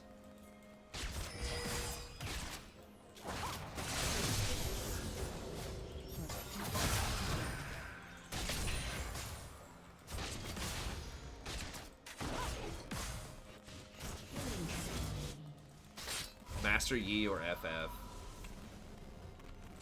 I like it.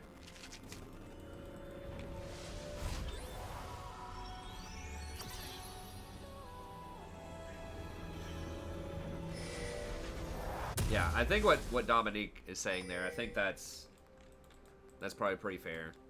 Maybe like a 2-second bind or something. I mean, that's still an eternity, you know. I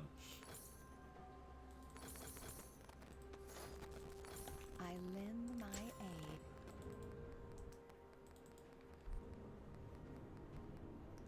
I think it is actually 1 second. I think it's 1 second at level 1 Q. I could be wrong about that. I think it scales up to 3 though. I think it goes like half a second at every level or something crazy like that.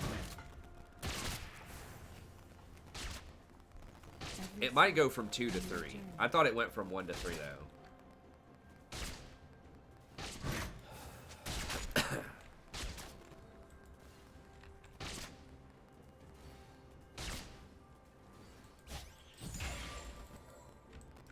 I heed their call.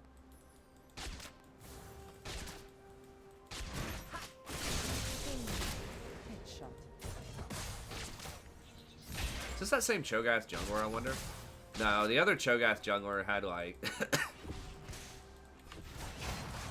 whole world in balance. Careful, Kate.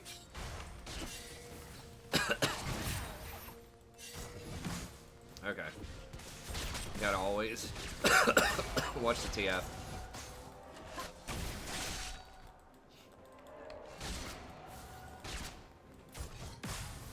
This is my path.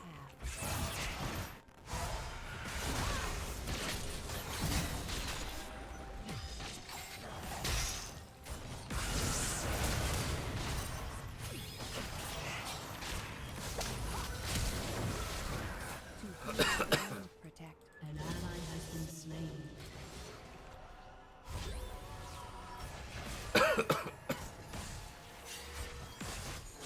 Actually, I gotta stay. They're gonna push this really hard. Where? Kate's, I mean, Caitlyn's just really popular. She's kind of the replacement of Ezreal for like the kind of safe-ish type of champion. Make sure we don't get 3-man here. A lot of people are talking up Kate. A lot of tier lists and things like that are talking up Kate too. Ally has been slain. Shut down. Damn, I just got my ult.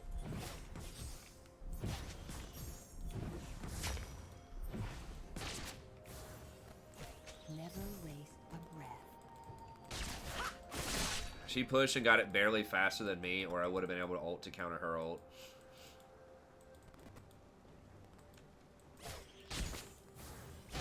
I mean, Caitlyn Soraka is not, like, terrible. Like, you do have really good push in lane. It's like, Caitlyn doesn't scale that well, but usually, like, you can win around another character. I need to go ahead and back, probably.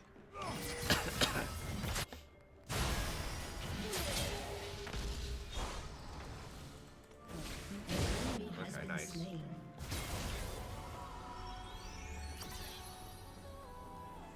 We could have gotten out of that fight. Kate opted to try to go hard on the Thresh, which in normal circumstances is okay, but you got to remember the TF. Like, TF makes everything a bit more frustrating.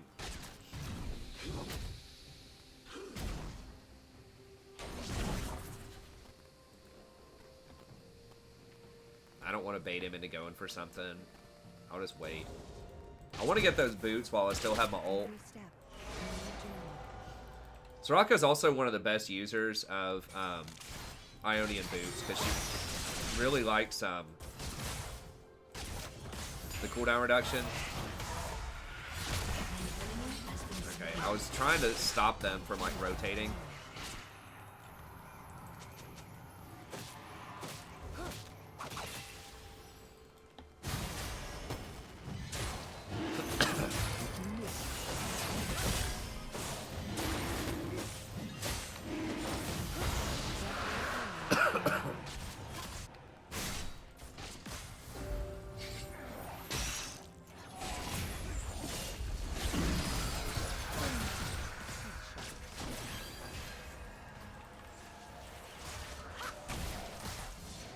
is my path. I thought for sure TF was coming in.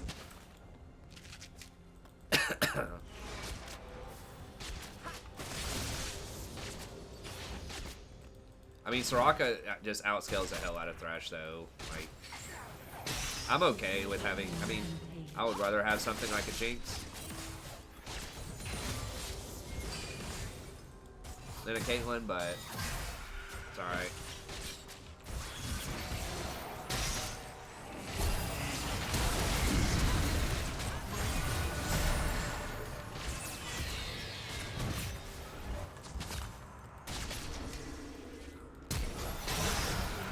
Please, right?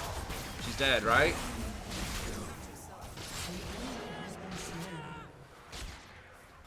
She has her ult. Yeah, one more hit. One Q. Oh my god. Wrecked. The TF. An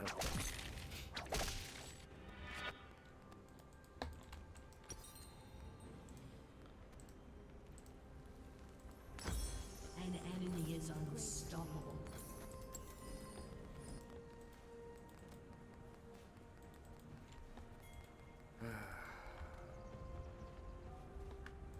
Oh no. Ilaoi's just massacring this Singe top. Never waste a What's breath. up, WTG?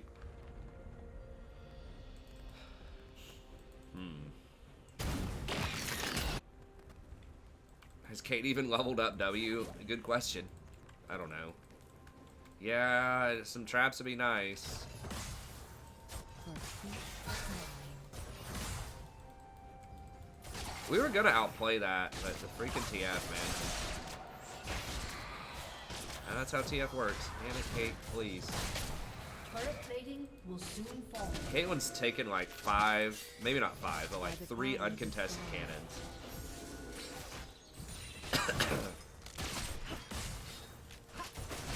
I mean, we still have Master Yi.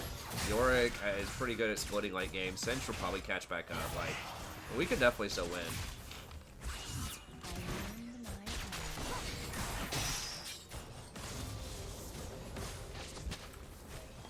Please back up. Let me clear this ward, man.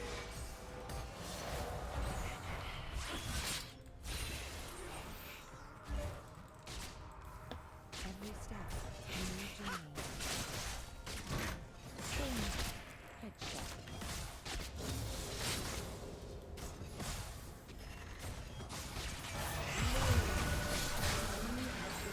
Ugh, almost saved him. At least I got an assist, and we did get a cleanup kill. An enemy has been slain.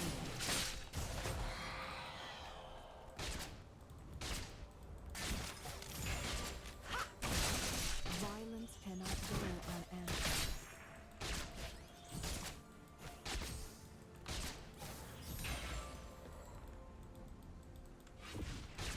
Your team has destroyed.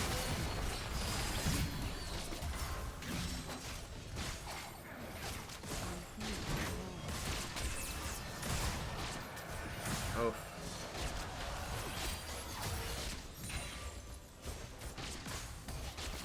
Boom. Oops, I didn't mean to take all those. The whole world in balance.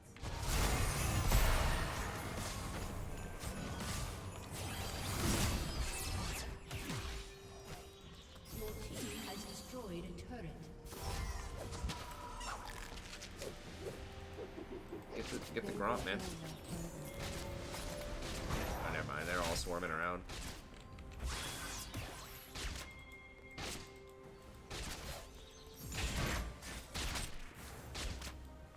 Yeah, we need to be strong for this.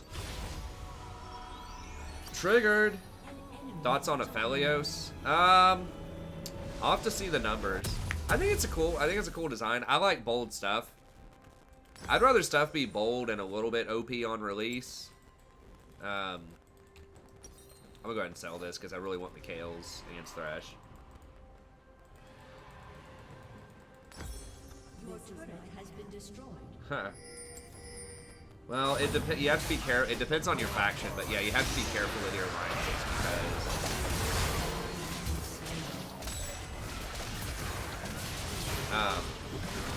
Has been slain. If you're like military allies with like 2 different factions and they go to war with each other, like you're gonna have to break your alliance with one of them. So you don't just want to throw out military alliances with everybody unless you're very sure they're not going to go to war with each other. Where am I needed?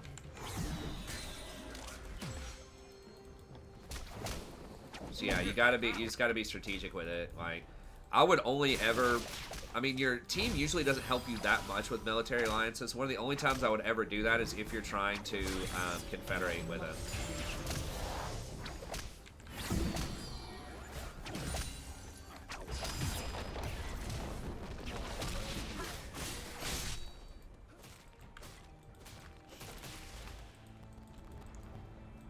Yeah, he'll probably be pretty tough for balance.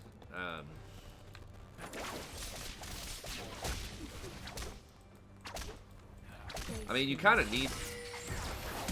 Flash that. I maybe could have just cleansed it, but there were 3 people there. I think I kind of gotta... Like, what are we doing? Why don't we have... Oh, E's here? Okay. I don't know. I didn't see the E for some reason. Like, right in front of me, clearing that wave. We need somebody in, like, why are Cinch and Yorick fighting for CS? It's like straight Wood 5 style. It's like, I understand you're losing to Alali, but just don't fight her. Like, she can't force you to fight her. She has no CC. Just run away, like you're saying. The only time that you die to her is, like, if you get ganked and CC'd, or you choose to fight her. I lend my aid.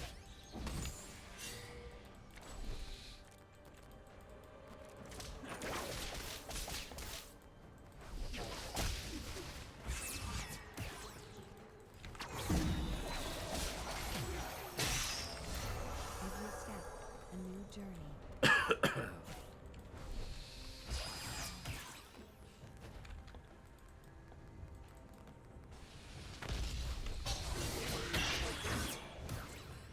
Your team has destroyed a turret. Okay. I heed their call.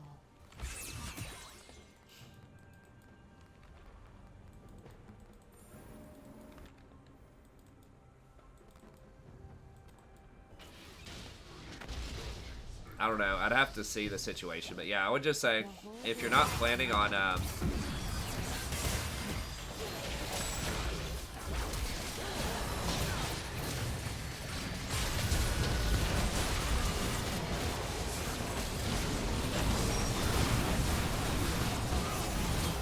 oh my god, what? Enemy double kill. Well, that's rough. They all just gathered up.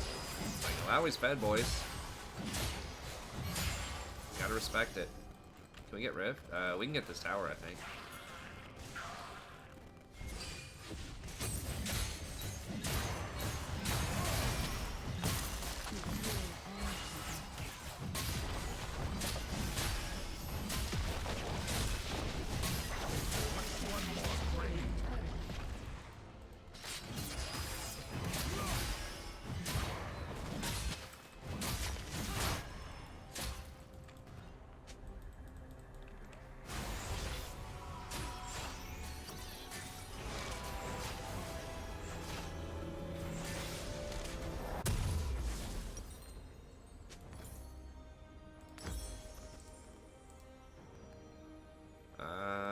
Where Okay. am I needed?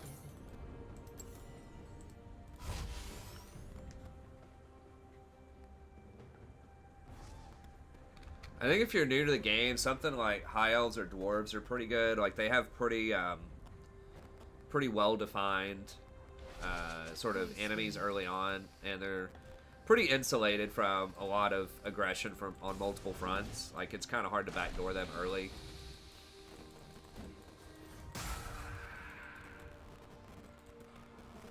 And, like, they have friends. Like, I think a lot of the good guy factions can be potentially a lot stronger because you can, like, actually make alliances. You know, a lot of the bad guy factions, the bad guys don't even like each other that much. Sometimes they do. But For peace of mind. kind of cut off here. It's going to be awkward.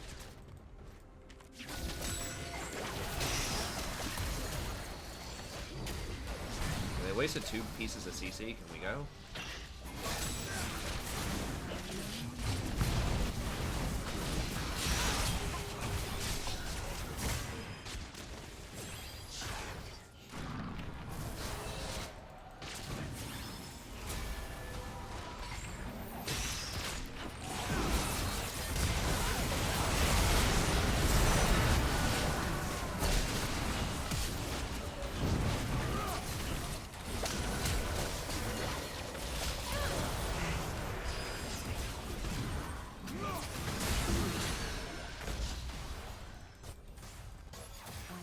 An ally has been slain. Slain. Yeah, we probably should have pushed the side lanes. Like, Singe was trying to go in by himself. It was really bad.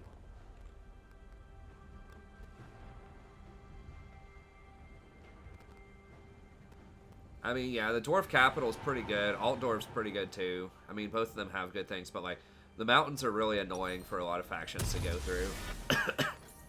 So if you can just get the mountains as the dwarfs, then, you know, it's one of the most secure areas on the map. The whole world in Because a lot of people just won't go up there deep into that property. Greenskins will, but you can clear them out.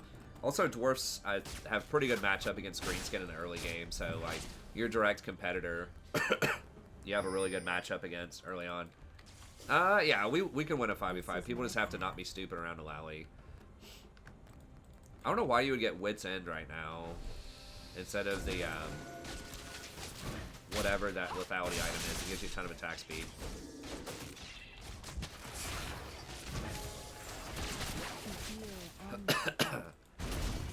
I mean, we can definitely win the split, though, with Yorick.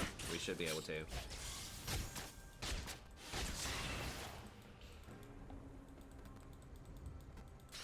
Wait on someone to go deal with Yorick. And Singed. Where am I needed? Your team has destroyed a turret. TF's not going to be able to handle him, I don't think. Oh, they have a lower there. That's cute.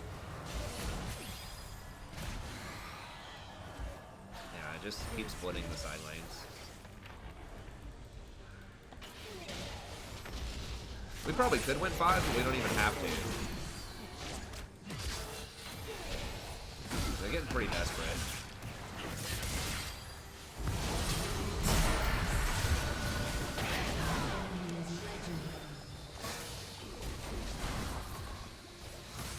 I don't know, like, Caitlyn didn't put down a single trap, did she? I don't know, it's unfortunate.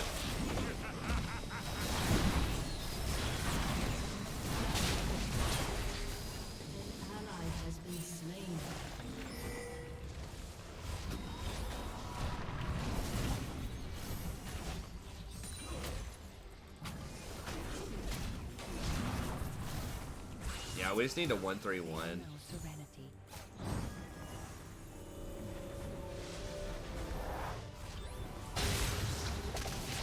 They might Baron off of that. Oh! Oh! Almost.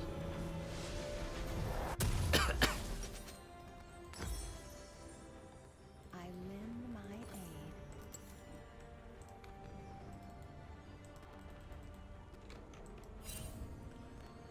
They might give Wood Elves some more lords and, like... I mean, they could conceivably do it. I think they're going to release at least another lord or two before the end of, before Warhammer 3 comes out. I don't know why they're taking so long on that game. Like, Warhammer's a huge cash cow. Maybe there's a bunch of new mechanics and stuff they're trying to, like, create for it. But Warhammer's, like, by far their most, like, lucrative franchise. I would think they would want to crank it out. But yeah, they put those new Wood Elves in, like, the Empire territory, and that just kind of says to me that, you know, you could have a lord that starts there, in theory. Have different start positions. Different start positions are great. It just creates better interactions. There's also the Things of Orion down near the desert. That could be possible. Yeah, I wouldn't be surprised if they add another Wood Elf in the next, DLC or two. I don't know who it would be against.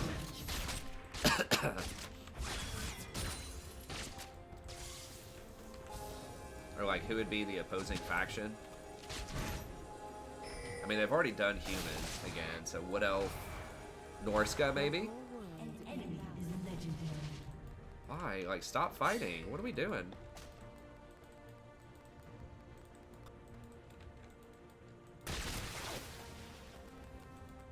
Three Kingdoms is trash that, like, from what I understand, right? It's not even, like, commercially, like, really that successful. I mean, maybe it is, but...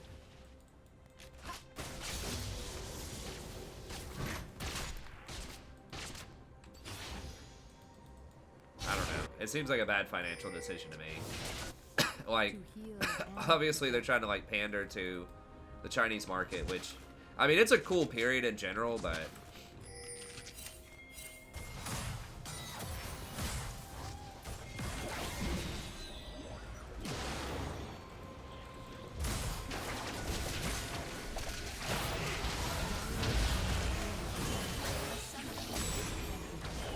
DC's really right now? Well, I think we could have maybe stalled if she didn't DC.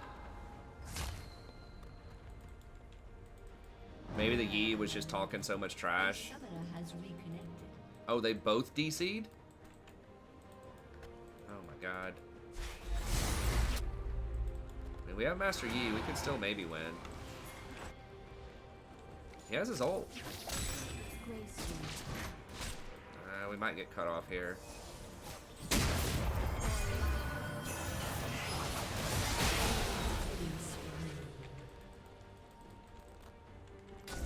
We did get the Mountain Soul though, which is alright.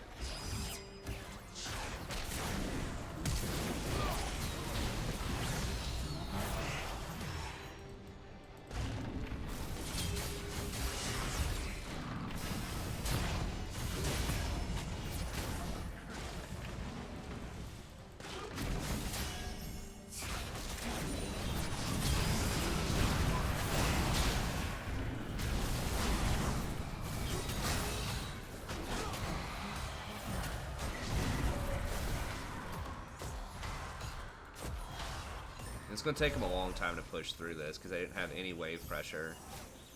Yeah, we just need to basically just like push every lane, basically. Use too many basicallys there. I lend my aid. I think we can win. Turret has been destroyed. I think Wood Elves is the only one with 2 Lords, yeah. Not a lot of people. There are some people that ask for Wood Elves. I mean, they're kind of cool. Like their playstyle, a lot of people don't like it as much.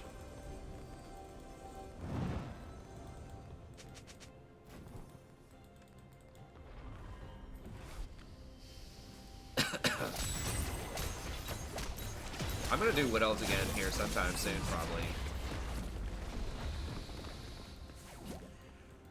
I think they're kind of cool. They're not a bad faction. Like the early game is kind of annoying because you can't really like take property early, like a lot of property. The whole world in balance. They're unique. They have like some unique systems. We can just hold out. We do have Dragon Soul, and we can 1-3-1.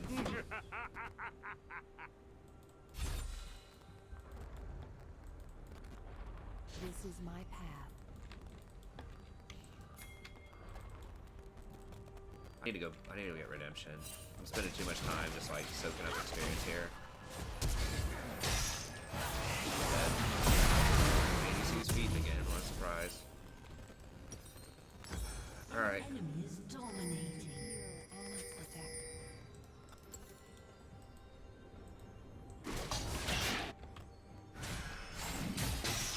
Your team has I mean, the Master Yi has died 9 times, but I feel like Master Yi is just way stronger right now.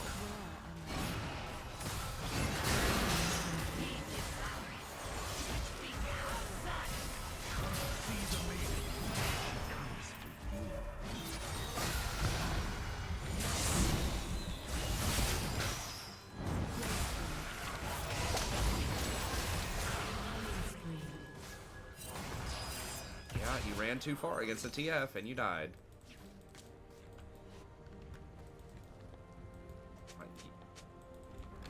you're just trying to run straight at, like, Thresh Senna. Like, you're not gonna get on him, probably.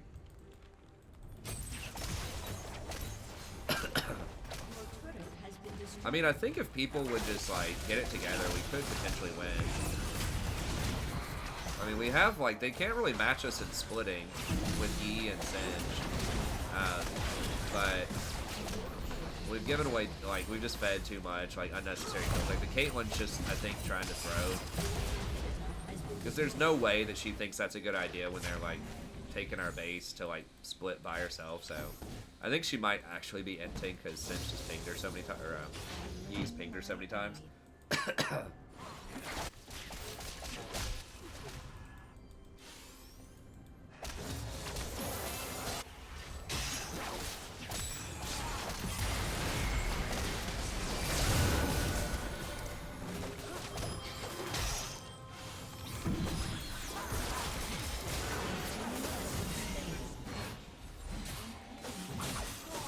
Alright, I'll report her for inting, because, like, there's no way you could possibly think that's actually a strategy to win. Just to walk up to Cho'Gath and start auto-attacking him in a side lane. Like, it's gotta be, she's just trying to throw.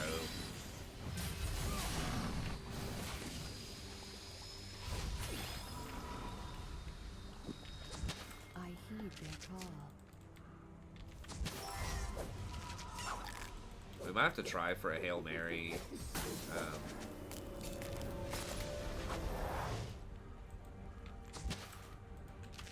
We can't. We just don't have enough pressure on the map.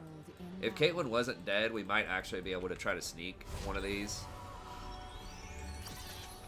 Need to go for whichever one they don't go for.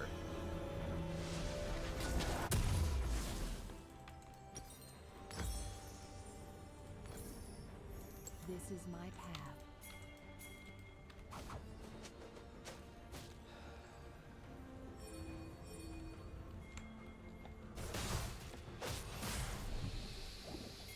Look here's pretty cool. Yeah.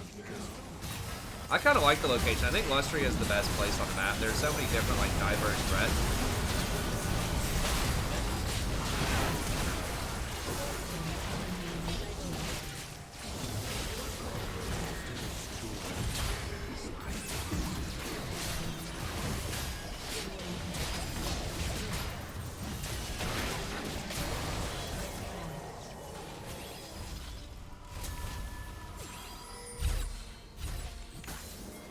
Hopefully those two can stop.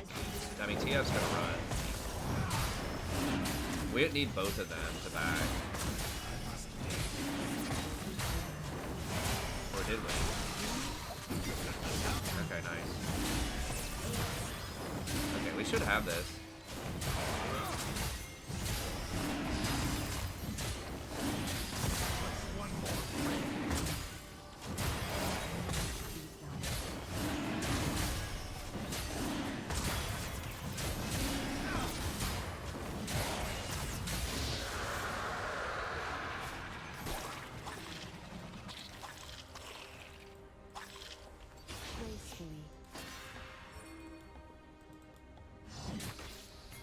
Yeah, force them to come fight us here.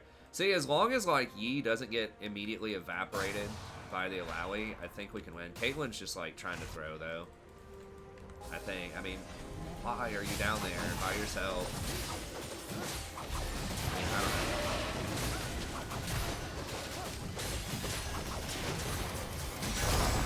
Nice. Okay, well, we got the big objectives.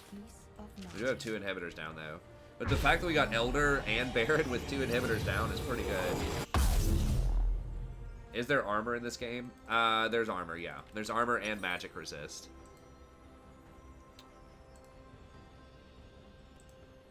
I lend my aid. Yeah, I guess Arden will be our last item.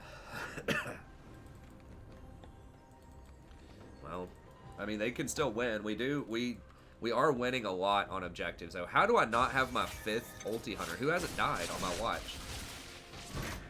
Every step, a new journey.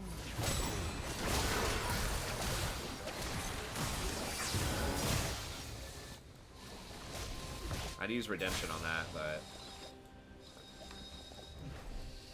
please, like, why? I mean, I guess he's trying to stop their backs, so they can't get a good position. They did use their TF ult, so that's important.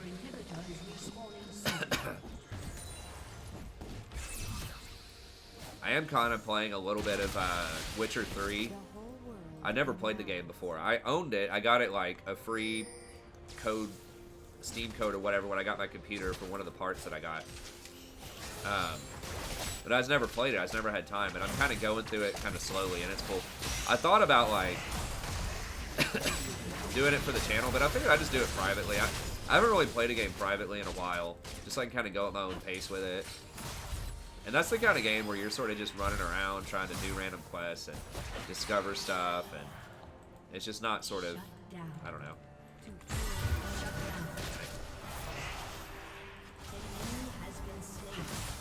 We are getting a lot of map pressure though.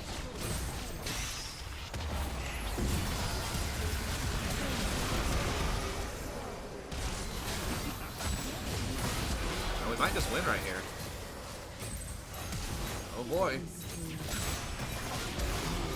They say Soraka can't carry.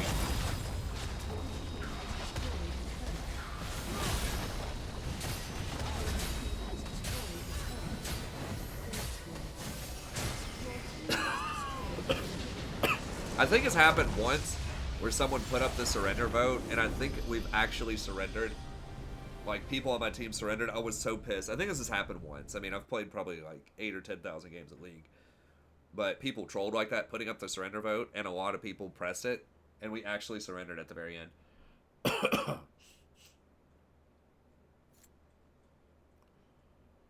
haven't checked out the new Soraka skin. Where can I find it?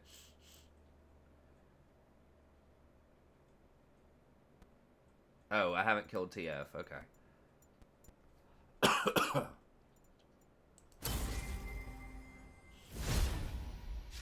TF might have been, or Yi might have been talking a lot of trash that game, but it's up on YouTube. Surrender at 20.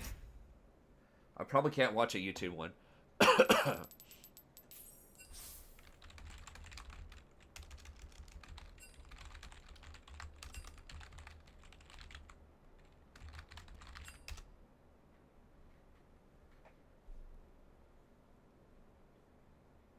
I mean, how do we win that? Like, we got 4 dragons, Elder Dragon, Baron, and we had Soraka and Master Yi.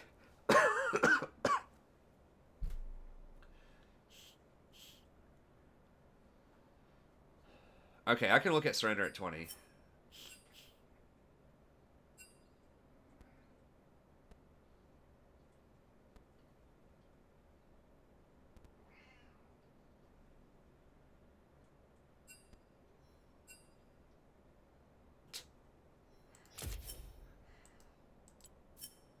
The dude seems mad.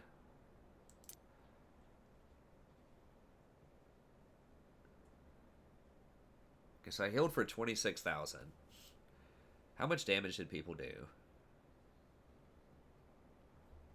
They did a lot of damage. They did way more than I was healing that time. I only canceled out like 1 person. Usually I cancel out like 2.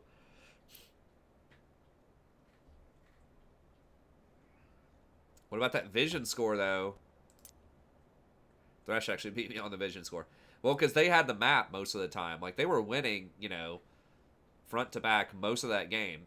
Until that one fight around Elder, where we had a really good engage. They killed Alawi, you know, immediately, and I just got to sit there and just spam heals. And we got Elder Baron. I mean, that's pretty much...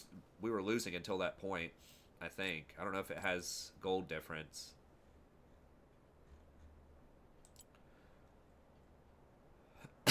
I think you can look at, like, reviewed games or something. And it might show, like, gold difference.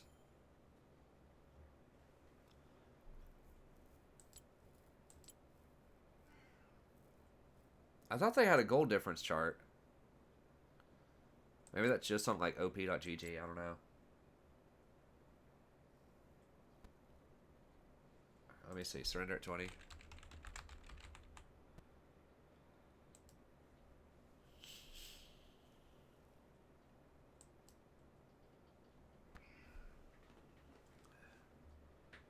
Wow, there's like 1,000,000 skins coming out. What?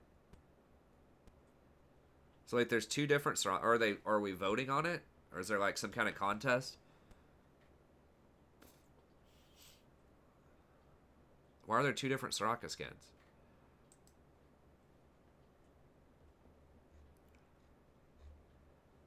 That does look pretty sweet. Wait, no, that's Vlad.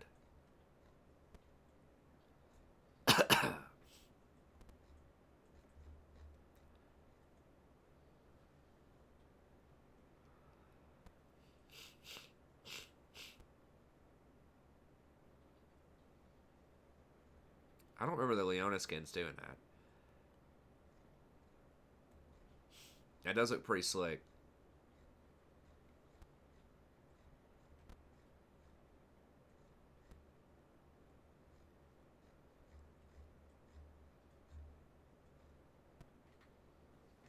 That's a cool emote too. I kind of like that emote.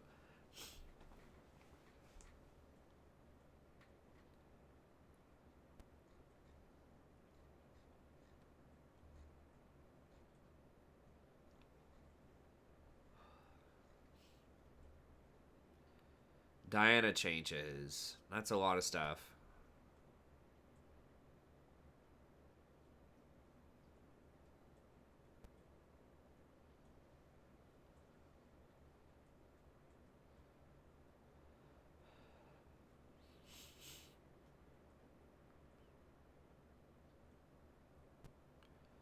Okay, so it pulls people in and then after 1 second does the damage.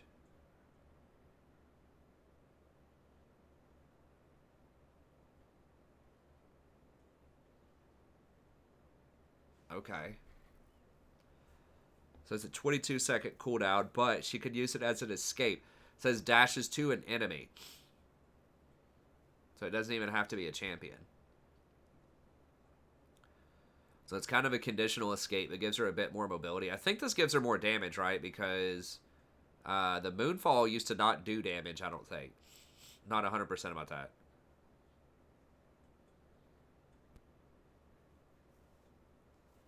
Okay, so if you cast a spell, you get more attack speed. Oh.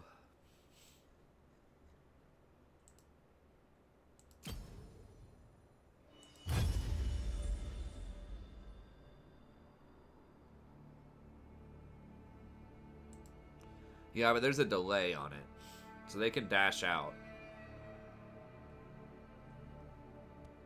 Yeah, ADCs do tend to, underperform a lot of times.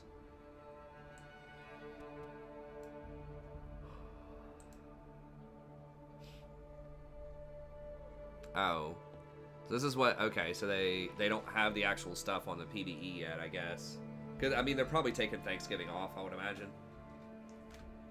They probably aren't doing a lot this week. Karthus, minus 6% damage. Kale, minus 6% damage dealt, plus 6% damage taken. Oh, wait, is this... Oh, it's TFT.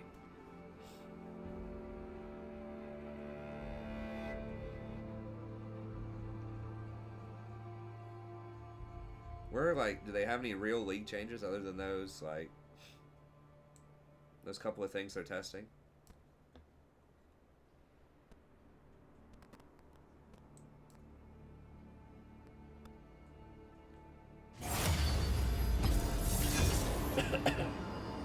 Oh, there's some Malzahar stuff, too. That looks kind of janky. Looks like something broke there with the code.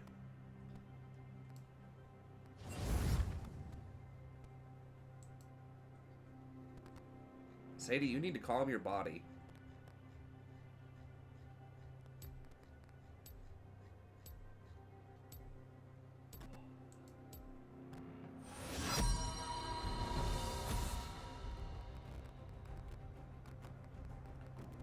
Aphelios does look pretty cool.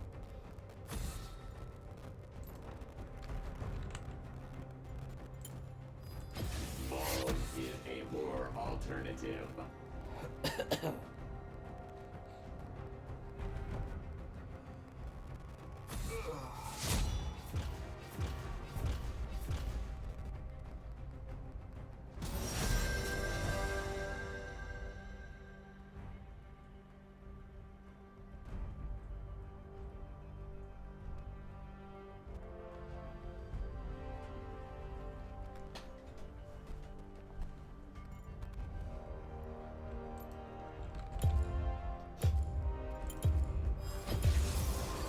Let me guide you. Let me guide you, Sadie.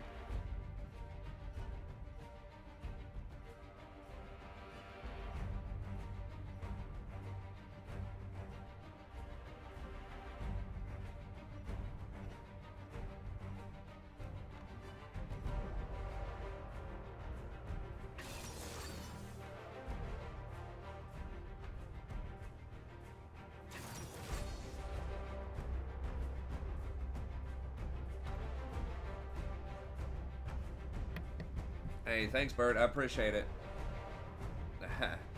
Thanks, man.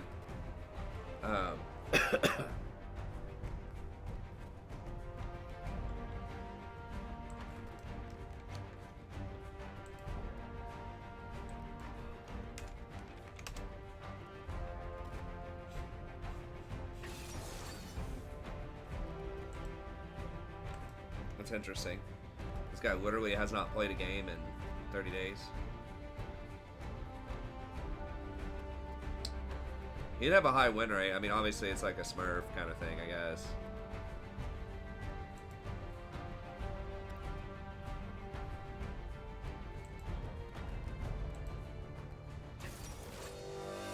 Access is 0-2 Teemo. Core is first time Rengar. Camille mid is basically first time Camille from what it looks like. I think we gotta dodge this.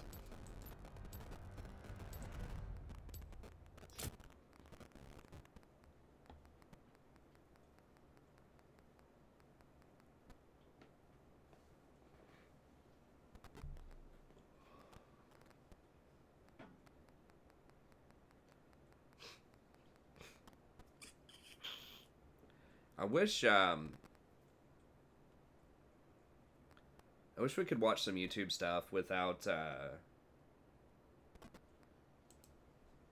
getting flagged for copyright, but depends on the YouTuber.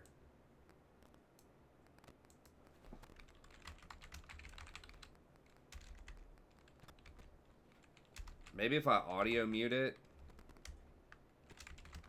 just so we could see.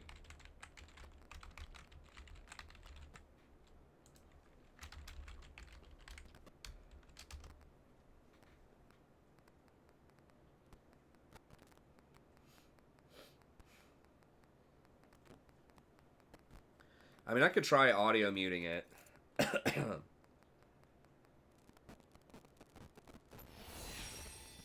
And see, just so I could see kind of what it looks like. I might still get flagged.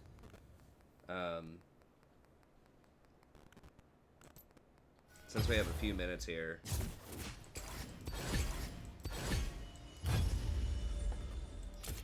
Okay, let me see what we can find here. Let me audio mute this.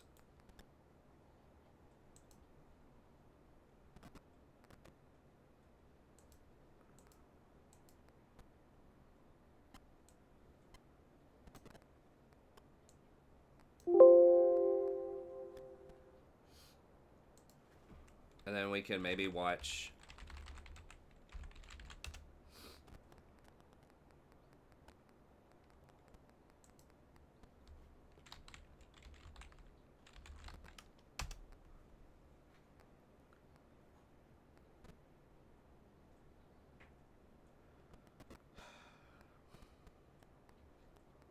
They all have all caps. Wait, can y'all... Hold on. Can y'all still hear me? If I full mute that on the mic?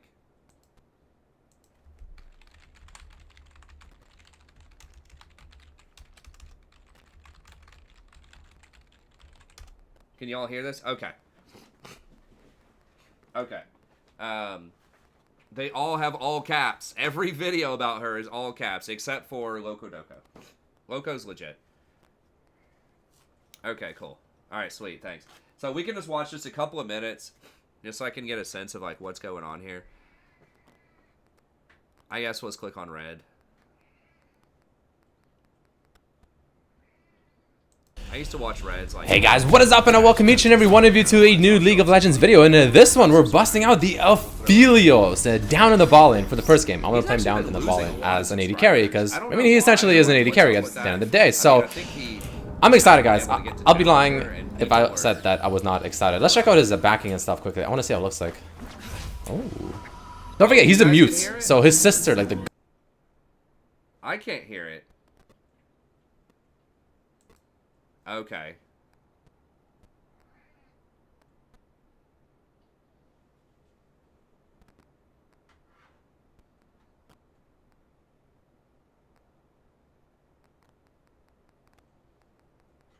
Oh, my bad. I literally cannot hear it. Like, it's muted on mine. Can you guys still hear me? Okay, I muted the video. I guess I could have just muted the video instead of muting, like, all of my sound settings. I don't know. Look, this is why I'm an English major. I'm not a tech person. Oh, sorry. Let me...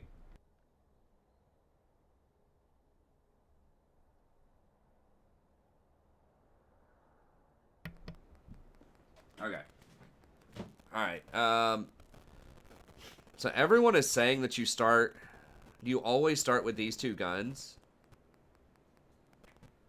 The grav weapon is not the next one in that sequence, though. So this guy started with the grav weapon and,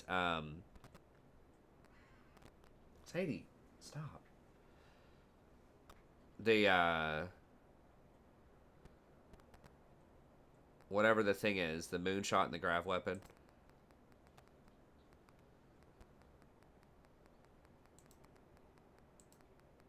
Alright, we just got 1 minute. I'm kind of curious if it's the same gun ever. I think that's what I want to inspect. Is it always the sniper and the grav weapon? Or what? Hold on. What is this one?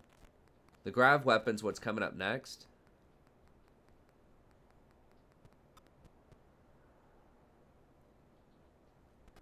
The sniper, the red one, and the moon one.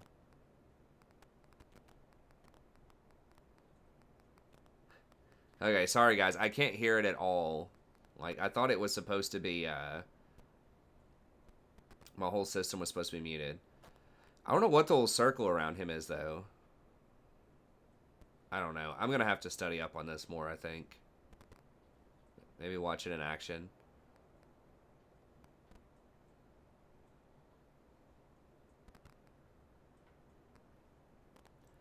$50 ammo is a lot. Like, it feels like...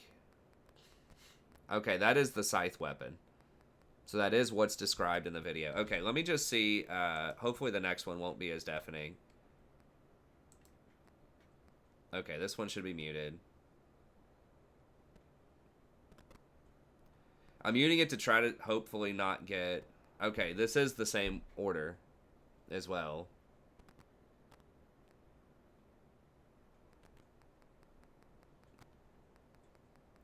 Oh, when you Q, you use 10 ammo.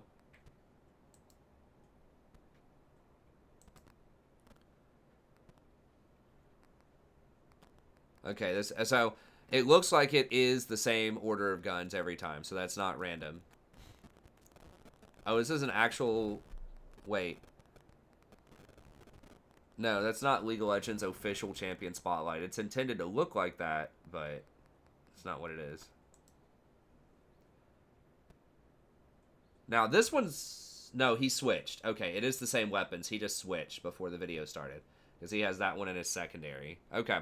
So it is the same order that it's listed in every single time. So that does take the RNG out of it.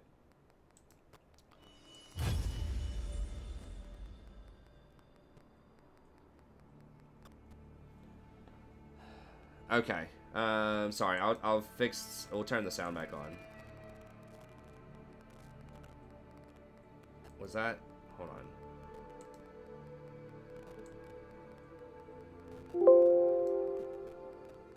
Okay, that should be back to normal.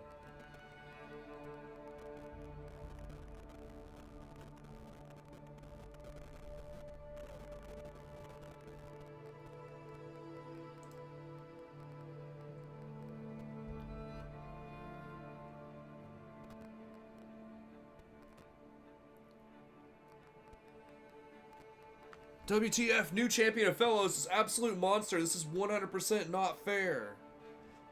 Yeah, how do people still click on this stuff all the time? I don't know.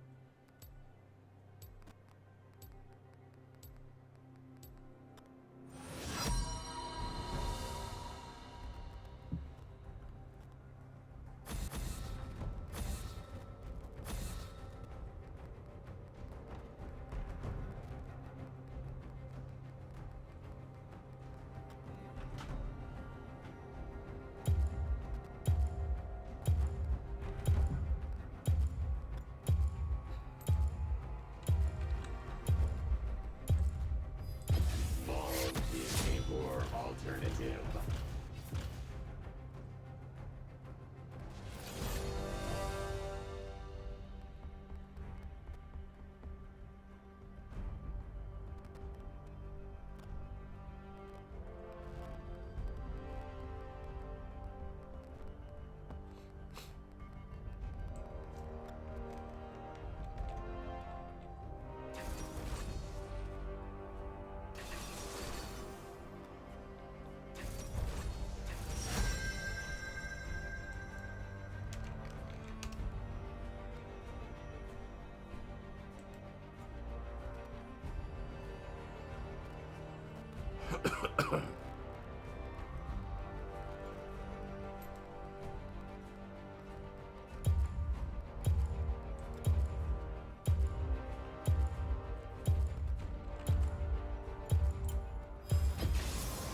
Let me guide you.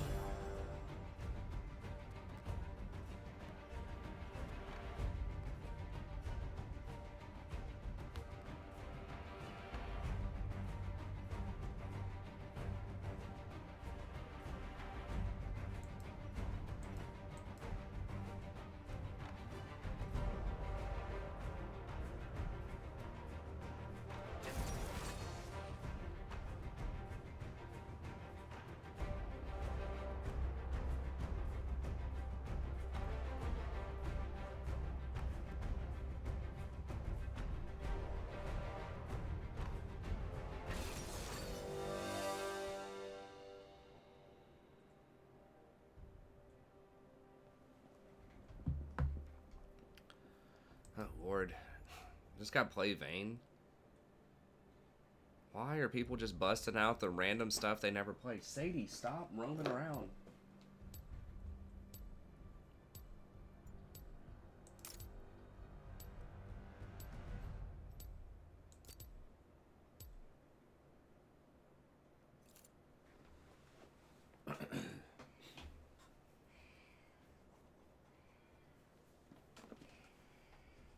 Let me feed the cat real quick. Hold on.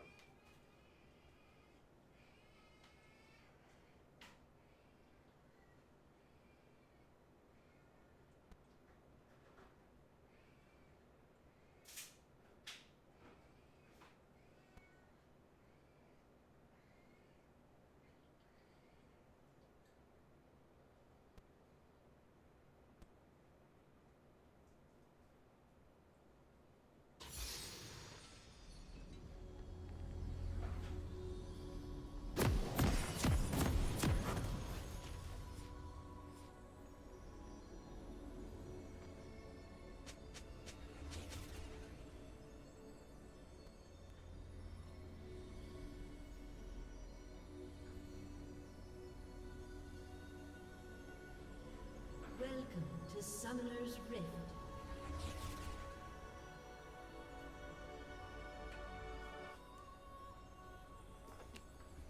Seconds until minions spawn. All right. I lend my aid.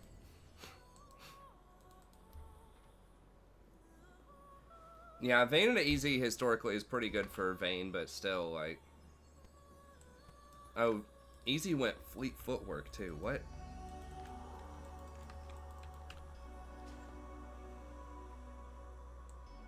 Minions Probably have Nico spawned. top.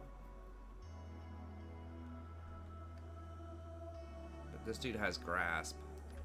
I'm not sure where their champs are. I guess it could be Nautilus top, Singed middle? I don't know what their comp is.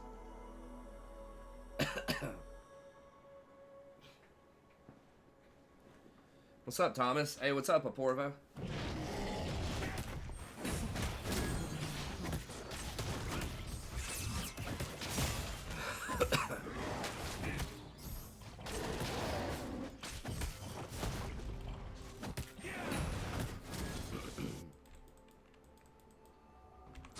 To heal and protect. How impactful are preseason climbs? I mean, that basically influences where you're gonna go. Oh, it's Singed support. What? Oh, it's Ezreal middle. What By the the hell? power of the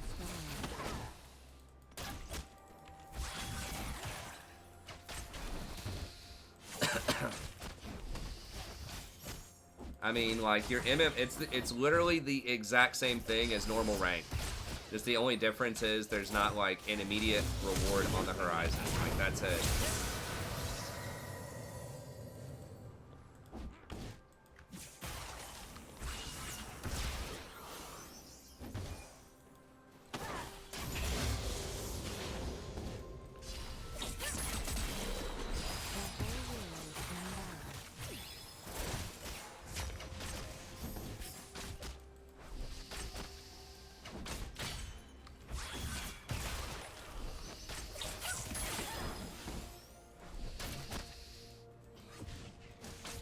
I heed their call.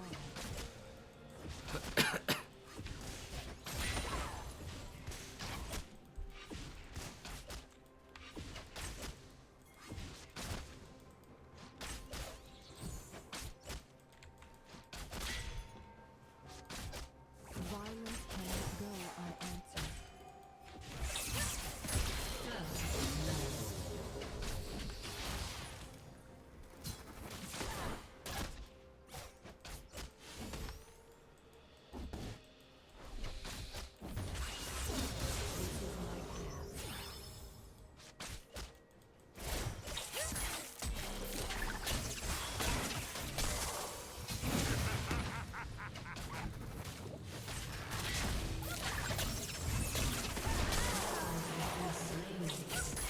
You have slain an enemy. Shit, seriously? I'm not gonna be able to catch her. Damn it. I couldn't click on the Vayne fast enough as soon as my heal came off cooldown. Gracefully.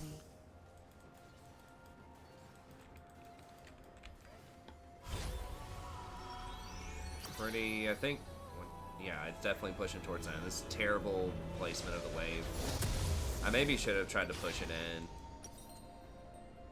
I probably should have tried to push it in there. Every step a new journey.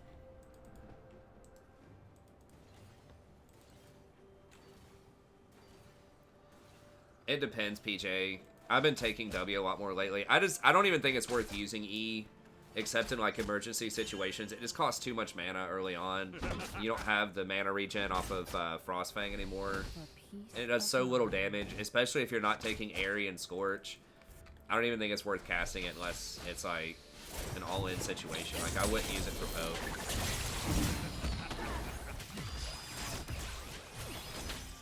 Yeah, auto attack. You can kill him. never waste. If she would have just kept auto attacking, like, we could have killed him. You have slain an enemy.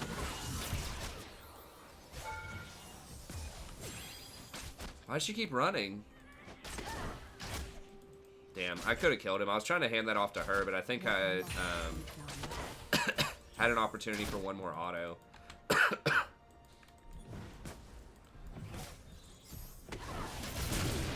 been slain. An ally has been slain. An enemy has been slain. I lend my aid. He better have another smite. Okay, he does.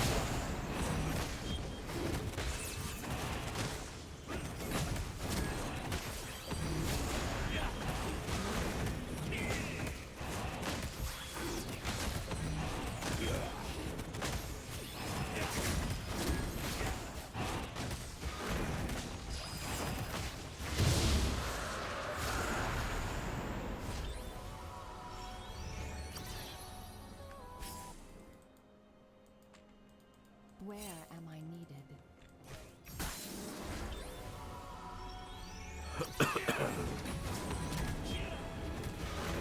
I mean, yeah, I've tried to give those kills to Vayne, man.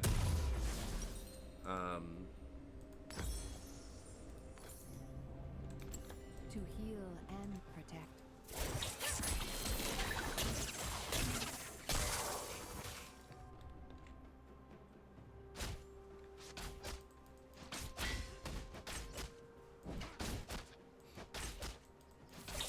The whole world in balance.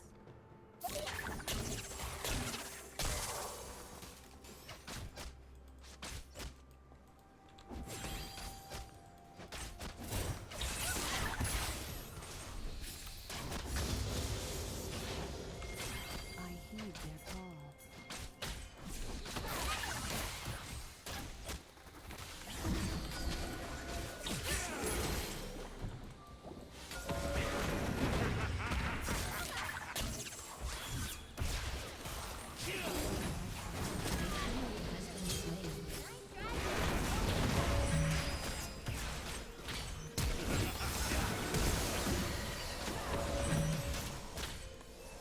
Please.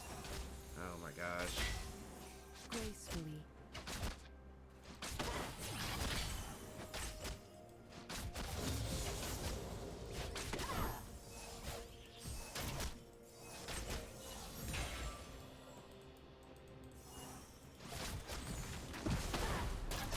Every step, a new journey.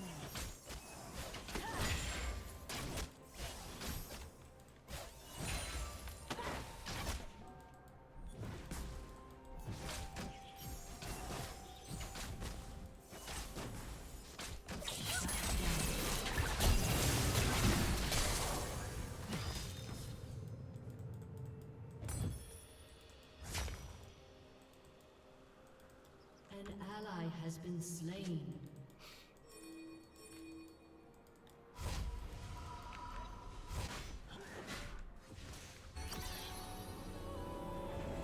God, he's getting destroyed top lane.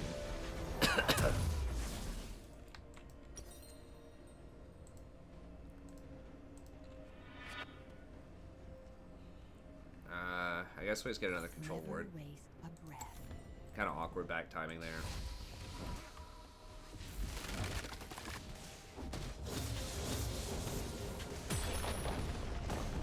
Wait, how does Sinish have 2 kills? What? Oh, he's killed Vayne twice? I lend my aid.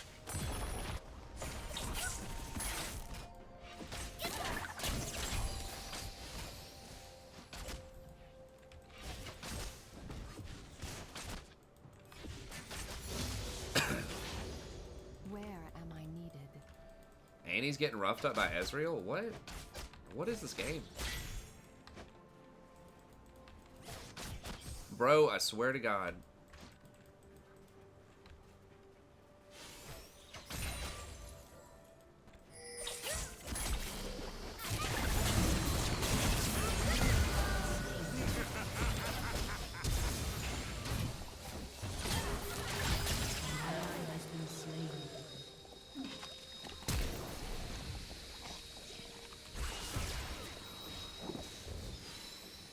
The whole world in balance.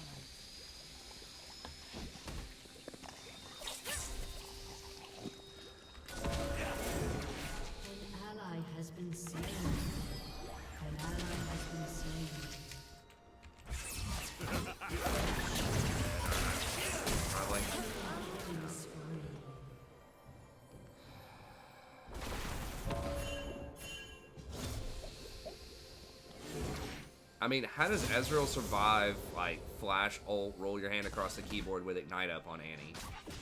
He doesn't even have, like, a null magic mantle. He doesn't even have heal or barrier. Like, how is he not already dead twice? What? What? I heed their call.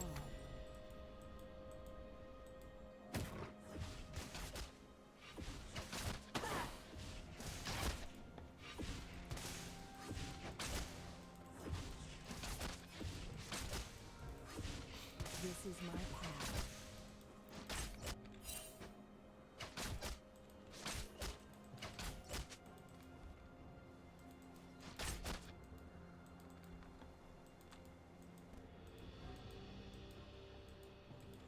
Gracefully.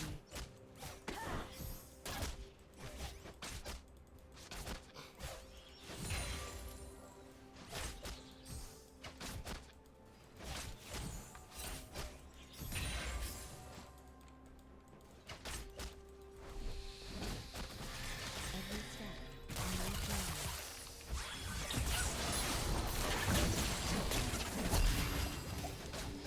Boss bomb on the other one?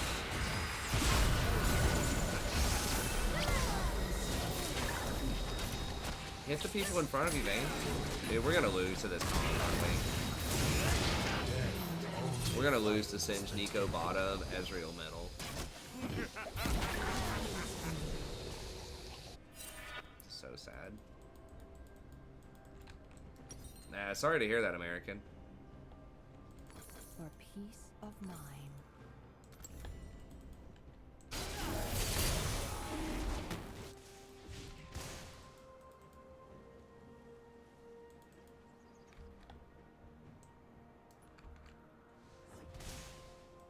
Never waste.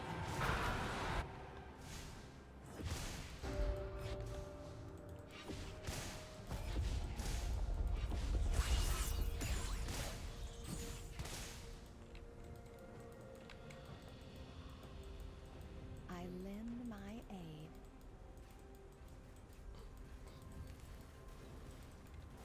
Shut down.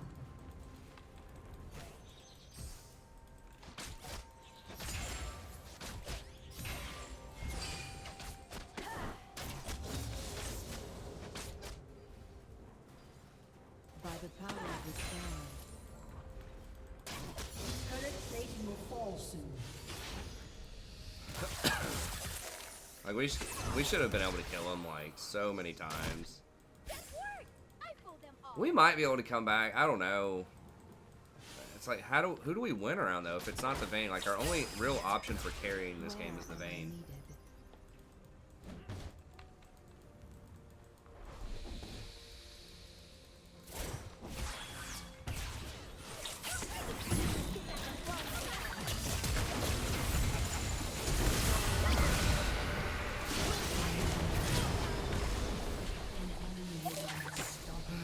Yeah, this is probably it. They're kind of losing every lane really hard. I mean, just don't have any carry. Like, Lee Sin is so... I just really don't like having Lee on my team. Annie has a hard time hard carrying unless she's really, really far ahead. I probably should have dodged this one too, just because we just don't have the ability to carry. Can we win with Vayne, though? Vayne's not what she used to be way back in the day. She's really close range. She has no wave clear. She doesn't have any burst damage.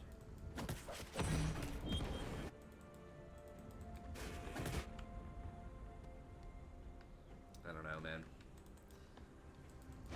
You're like, she can start going off once she gets to like 3 items, but that's so far in the future.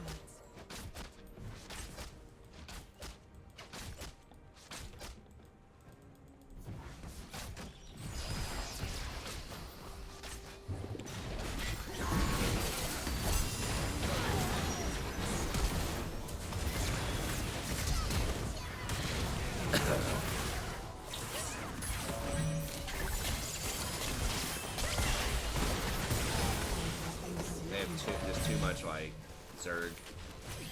Maybe Malphite here. Maybe Malphite.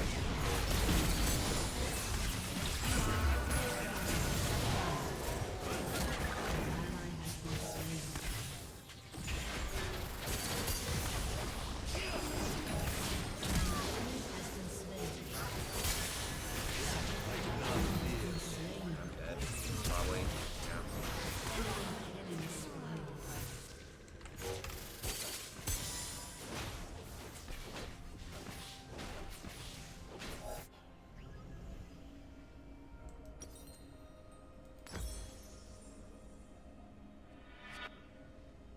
Your turret has been destroyed.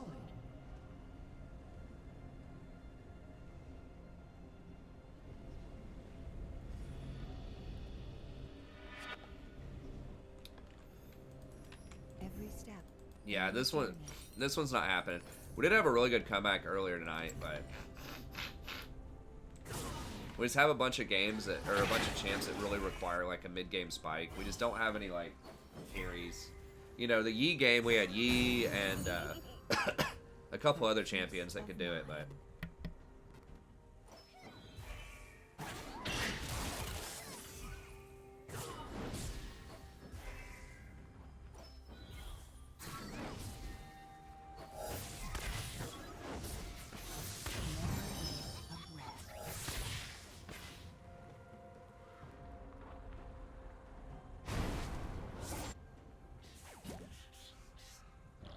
An ally has been slain.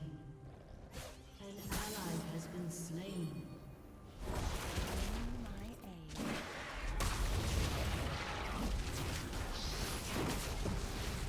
An enemy has been slain.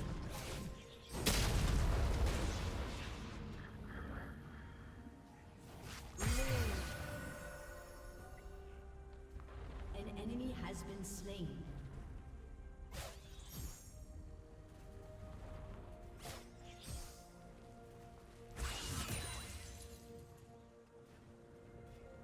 They will go no further.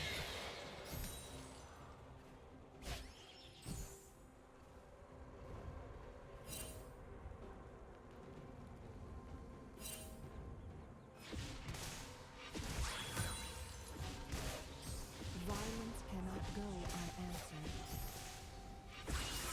Your turret has been destroyed.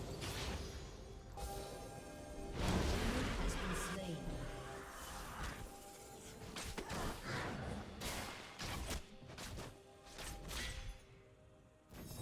Where am I needed?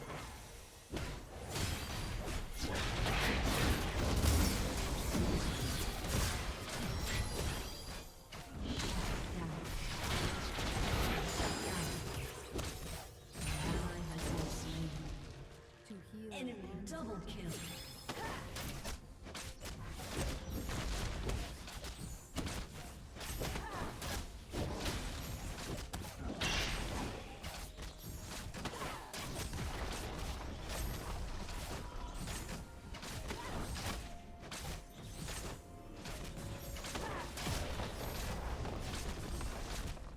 Your team has destroyed a turret.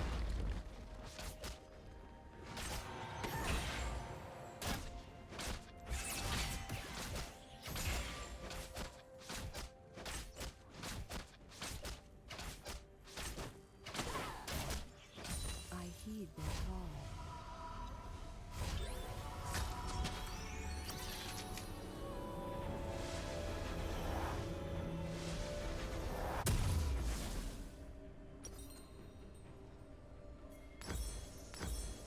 This is my path.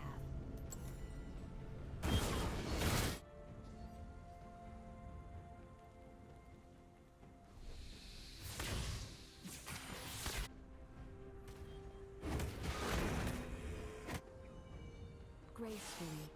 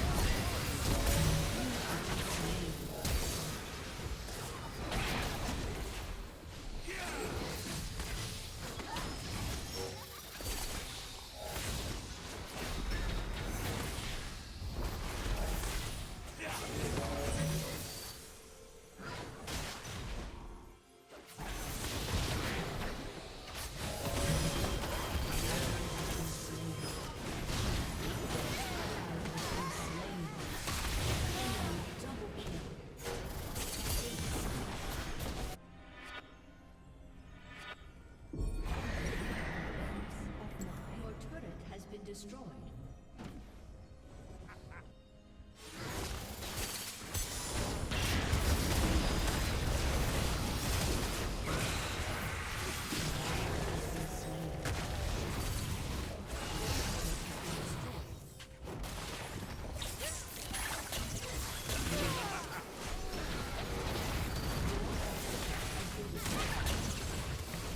Oh, is it muted? My bad. Yeah, I was trying to blow my nose. My bad. Yeah, it was muted.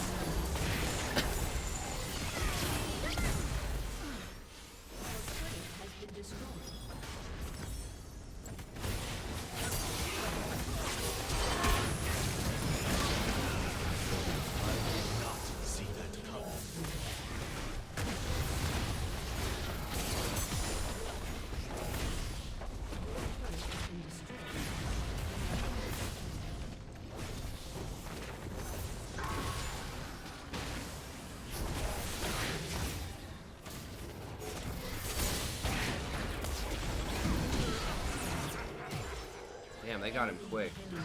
If I ulted there, maybe I could have saved him. No, I'm not swearing. I was just blowing my nose, and I forgot to unmute it.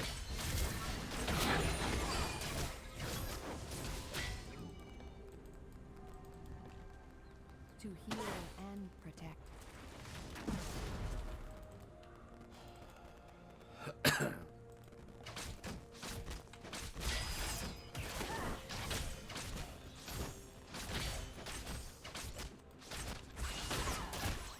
The whole world in balance.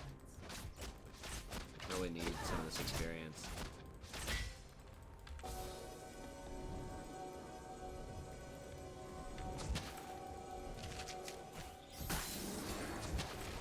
It's so hard to keep vision, especially on red side. If they just put a control ward in that Baron pit, it just like it becomes so difficult to do anything.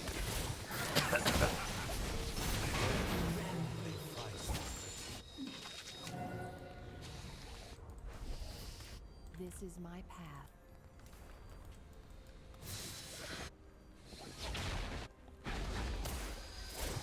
I forgot they just have exposed Nexus here.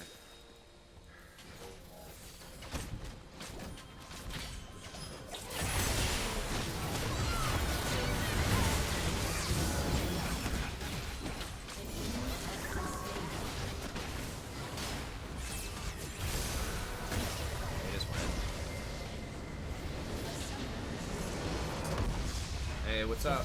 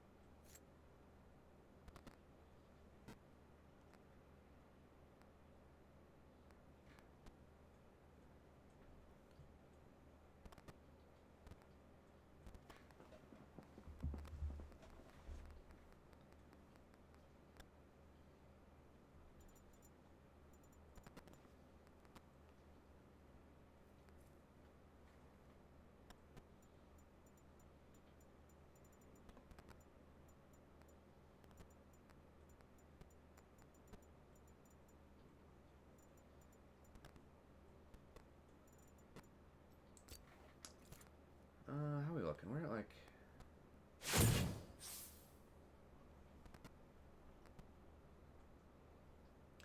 I may go ahead and just call it early tonight. I think a lot of people are out on Thanksgiving. We're just like barely getting to 100 viewers, maybe.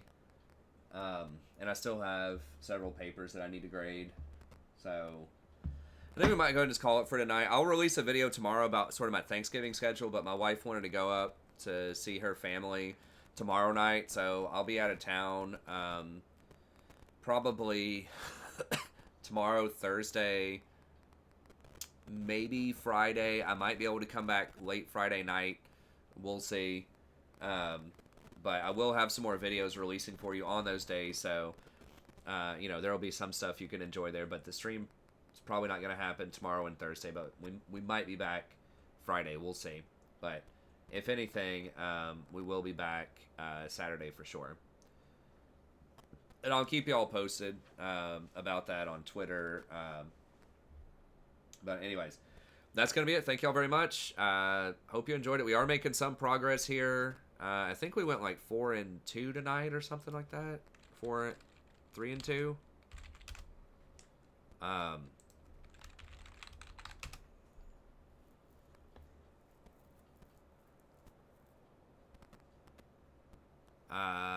Did we only go 2-2? I thought we played more games than that. I guess we had like 3 dodges. But anyways, we'll get back at it next time. So have a happy Thanksgiving, everybody, and we'll see you then.